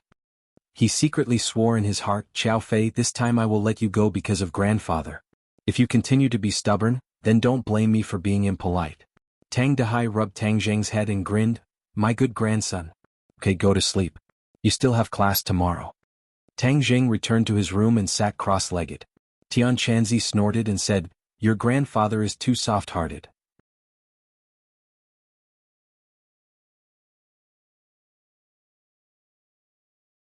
Chapter 19. Tang Zheng walked to the school gate and a luxury car stopped beside him. The car window rolled down and Feng Xinyang warmly said, Little handsome brother, we meet again. What a coincidence. Yi Dingdang got off the car and angrily said, Feng Xinyang, hurry up and leave. I have to go to class. Feng Xinyang slowly said, Why are you in such a hurry? It's still early. I haven't even talked to little handsome brother. Tang Zheng had already experienced Feng Xinyang's boldness and politely nodded with a smile. Hello, auntie. Calling me auntie makes me sound old. Am I that old? Feng Xinyang flipped her hair and coquettishly said. Tang Zheng was startled. She was indeed not old and had maintained herself well. She looked like she was in her 30s. Her charm was still there and she was mature. Feng Xinyang, can you not go crazy? Yi Dingdang could not bear to watch any longer. If she continued to stay, who knows what kind of shocking words she would say. Moreover, this was the school gate and the flow of people was huge. There were already people looking in their direction. Tang Zheng, let's go. Yi Dingdang grabbed Tang Zheng's hand and took large strides into the school. Feng Xinyang shook her head and said, A grown girl can't be kept at home. She actually despises me as her mother. This won't do. Children these days all call me auntie. Am I that old? I have to go and do some maintenance or I will really become an old woman. Tang Zheng was held by Yi Dingdang as a steady stream of purine energy entered his meridians. I'm so angry. This Feng Xinyang is becoming more and more excessive. Yi Dingdang was still angry.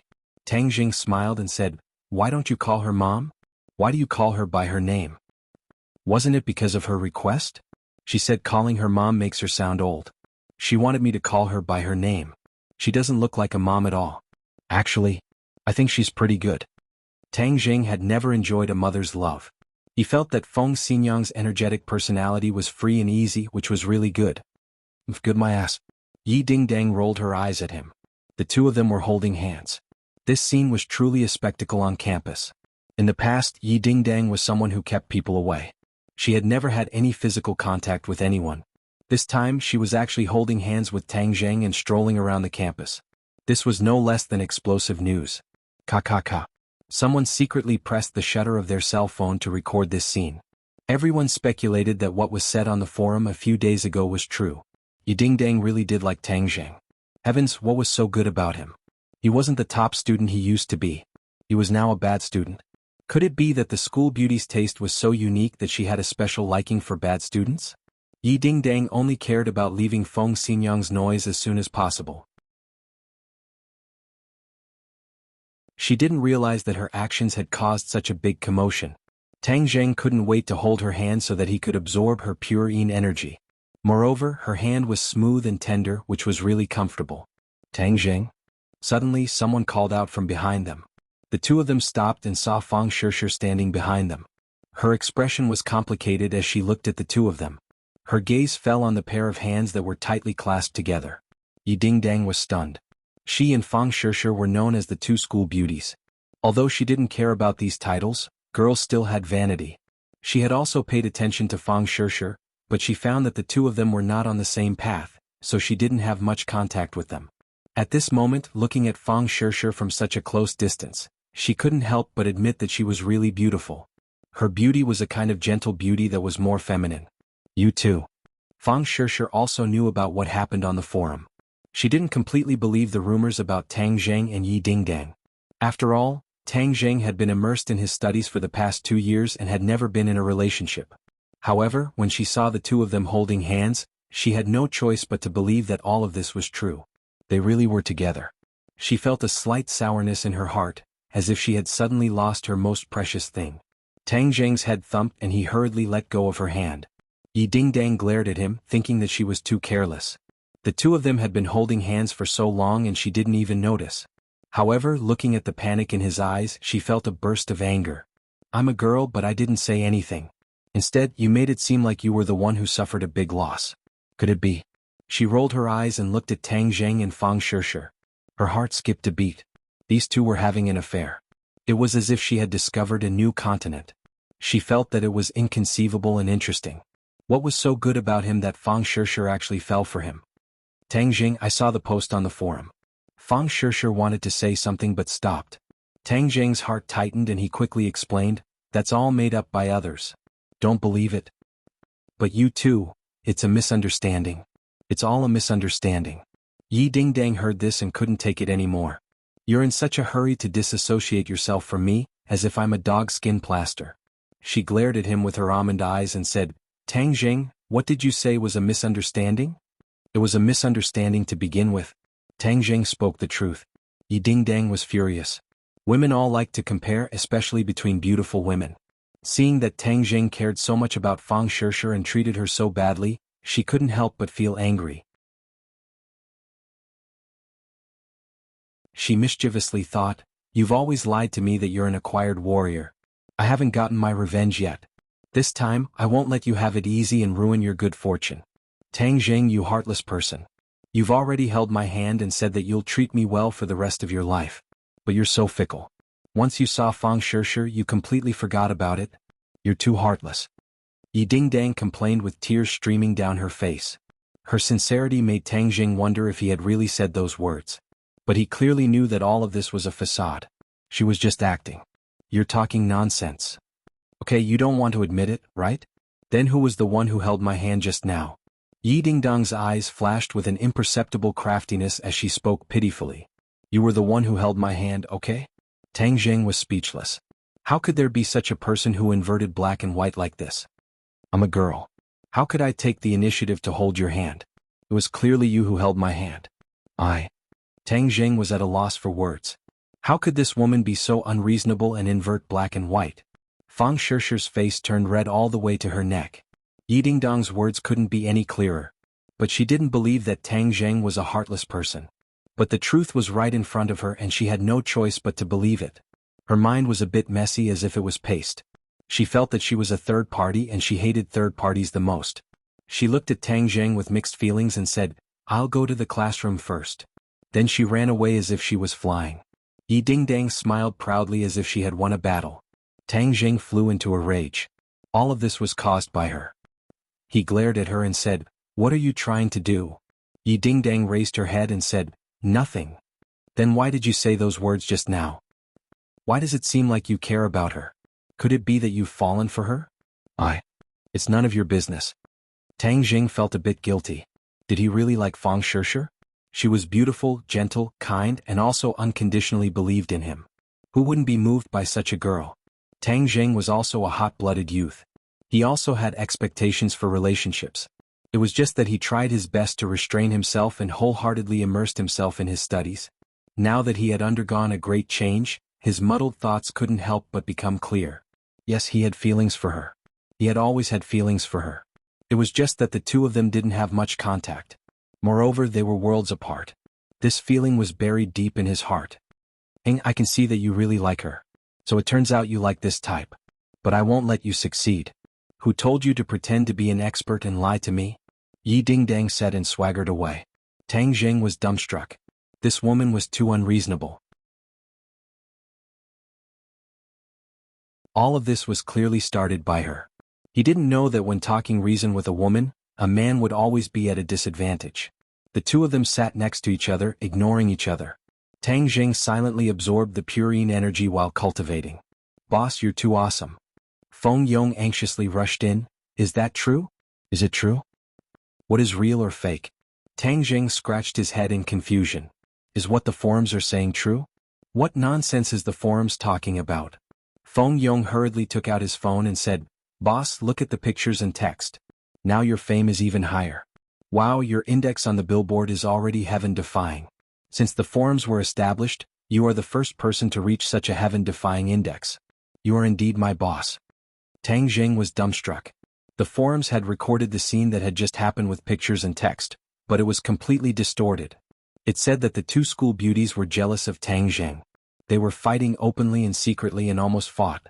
It was even accompanied by the picture of Yi Dingdang and Tang Jing holding hands. It was just too explosive. On the forums, each and every animal's saliva was almost dry. This was 2F** king unreasonable. It was already enough that one of the school beauties liked him, but now two of them actually liked him. They were even fighting openly and secretly. They were simply not giving others a way to live. Tang Jing was dripping with cold sweat. These people's imaginations were too good. It was really a waste of talent for them not to be paparazzi. Yi Dingdang snatched the phone and glanced at it. Her charming face was deathly pale as she roared, "What do you mean by fighting openly and secretly? Nonsense. Isn't this all your fault?" Tang Jing said in a bad mood. If it wasn't for her deliberately causing trouble, there wouldn't be so many problems. "You dare to blame me? Isn't this all because of you?" Yi Dingdang fiercely glared at him. "If you didn't cause trouble, would all of this have happened? You?" It was indeed so, but how could Yi Dingdang admit wrongly? Her eyes were fixed on the phone. The more she looked, the angrier she became. She was so angry that her shoulders trembled. Suddenly she waved her hand. Pa! The phone hit the wall and broke into pieces. "On my phone!" Feng Yong cried out in grief. He was too unlucky. This was simply a disaster for the fish in the moat. But when he saw Yi Dingdang's fierce eyes, he could only swallow his anger back into his stomach. "Fatty Feng, I'll compensate for your phone," Yi Dingdang embarrassedly said. "You're tuning in to the Han Li's Wuxia Chronicles YouTube channel. We're so grateful for your support and don't forget to subscribe to join us on this incredible journey through captivating stories. Your generosity through donations truly makes a world of difference, as it's the primary source of revenue that allows me to expand and enhance this channel for you. Thank you from the bottom of my heart for being a part of this adventure."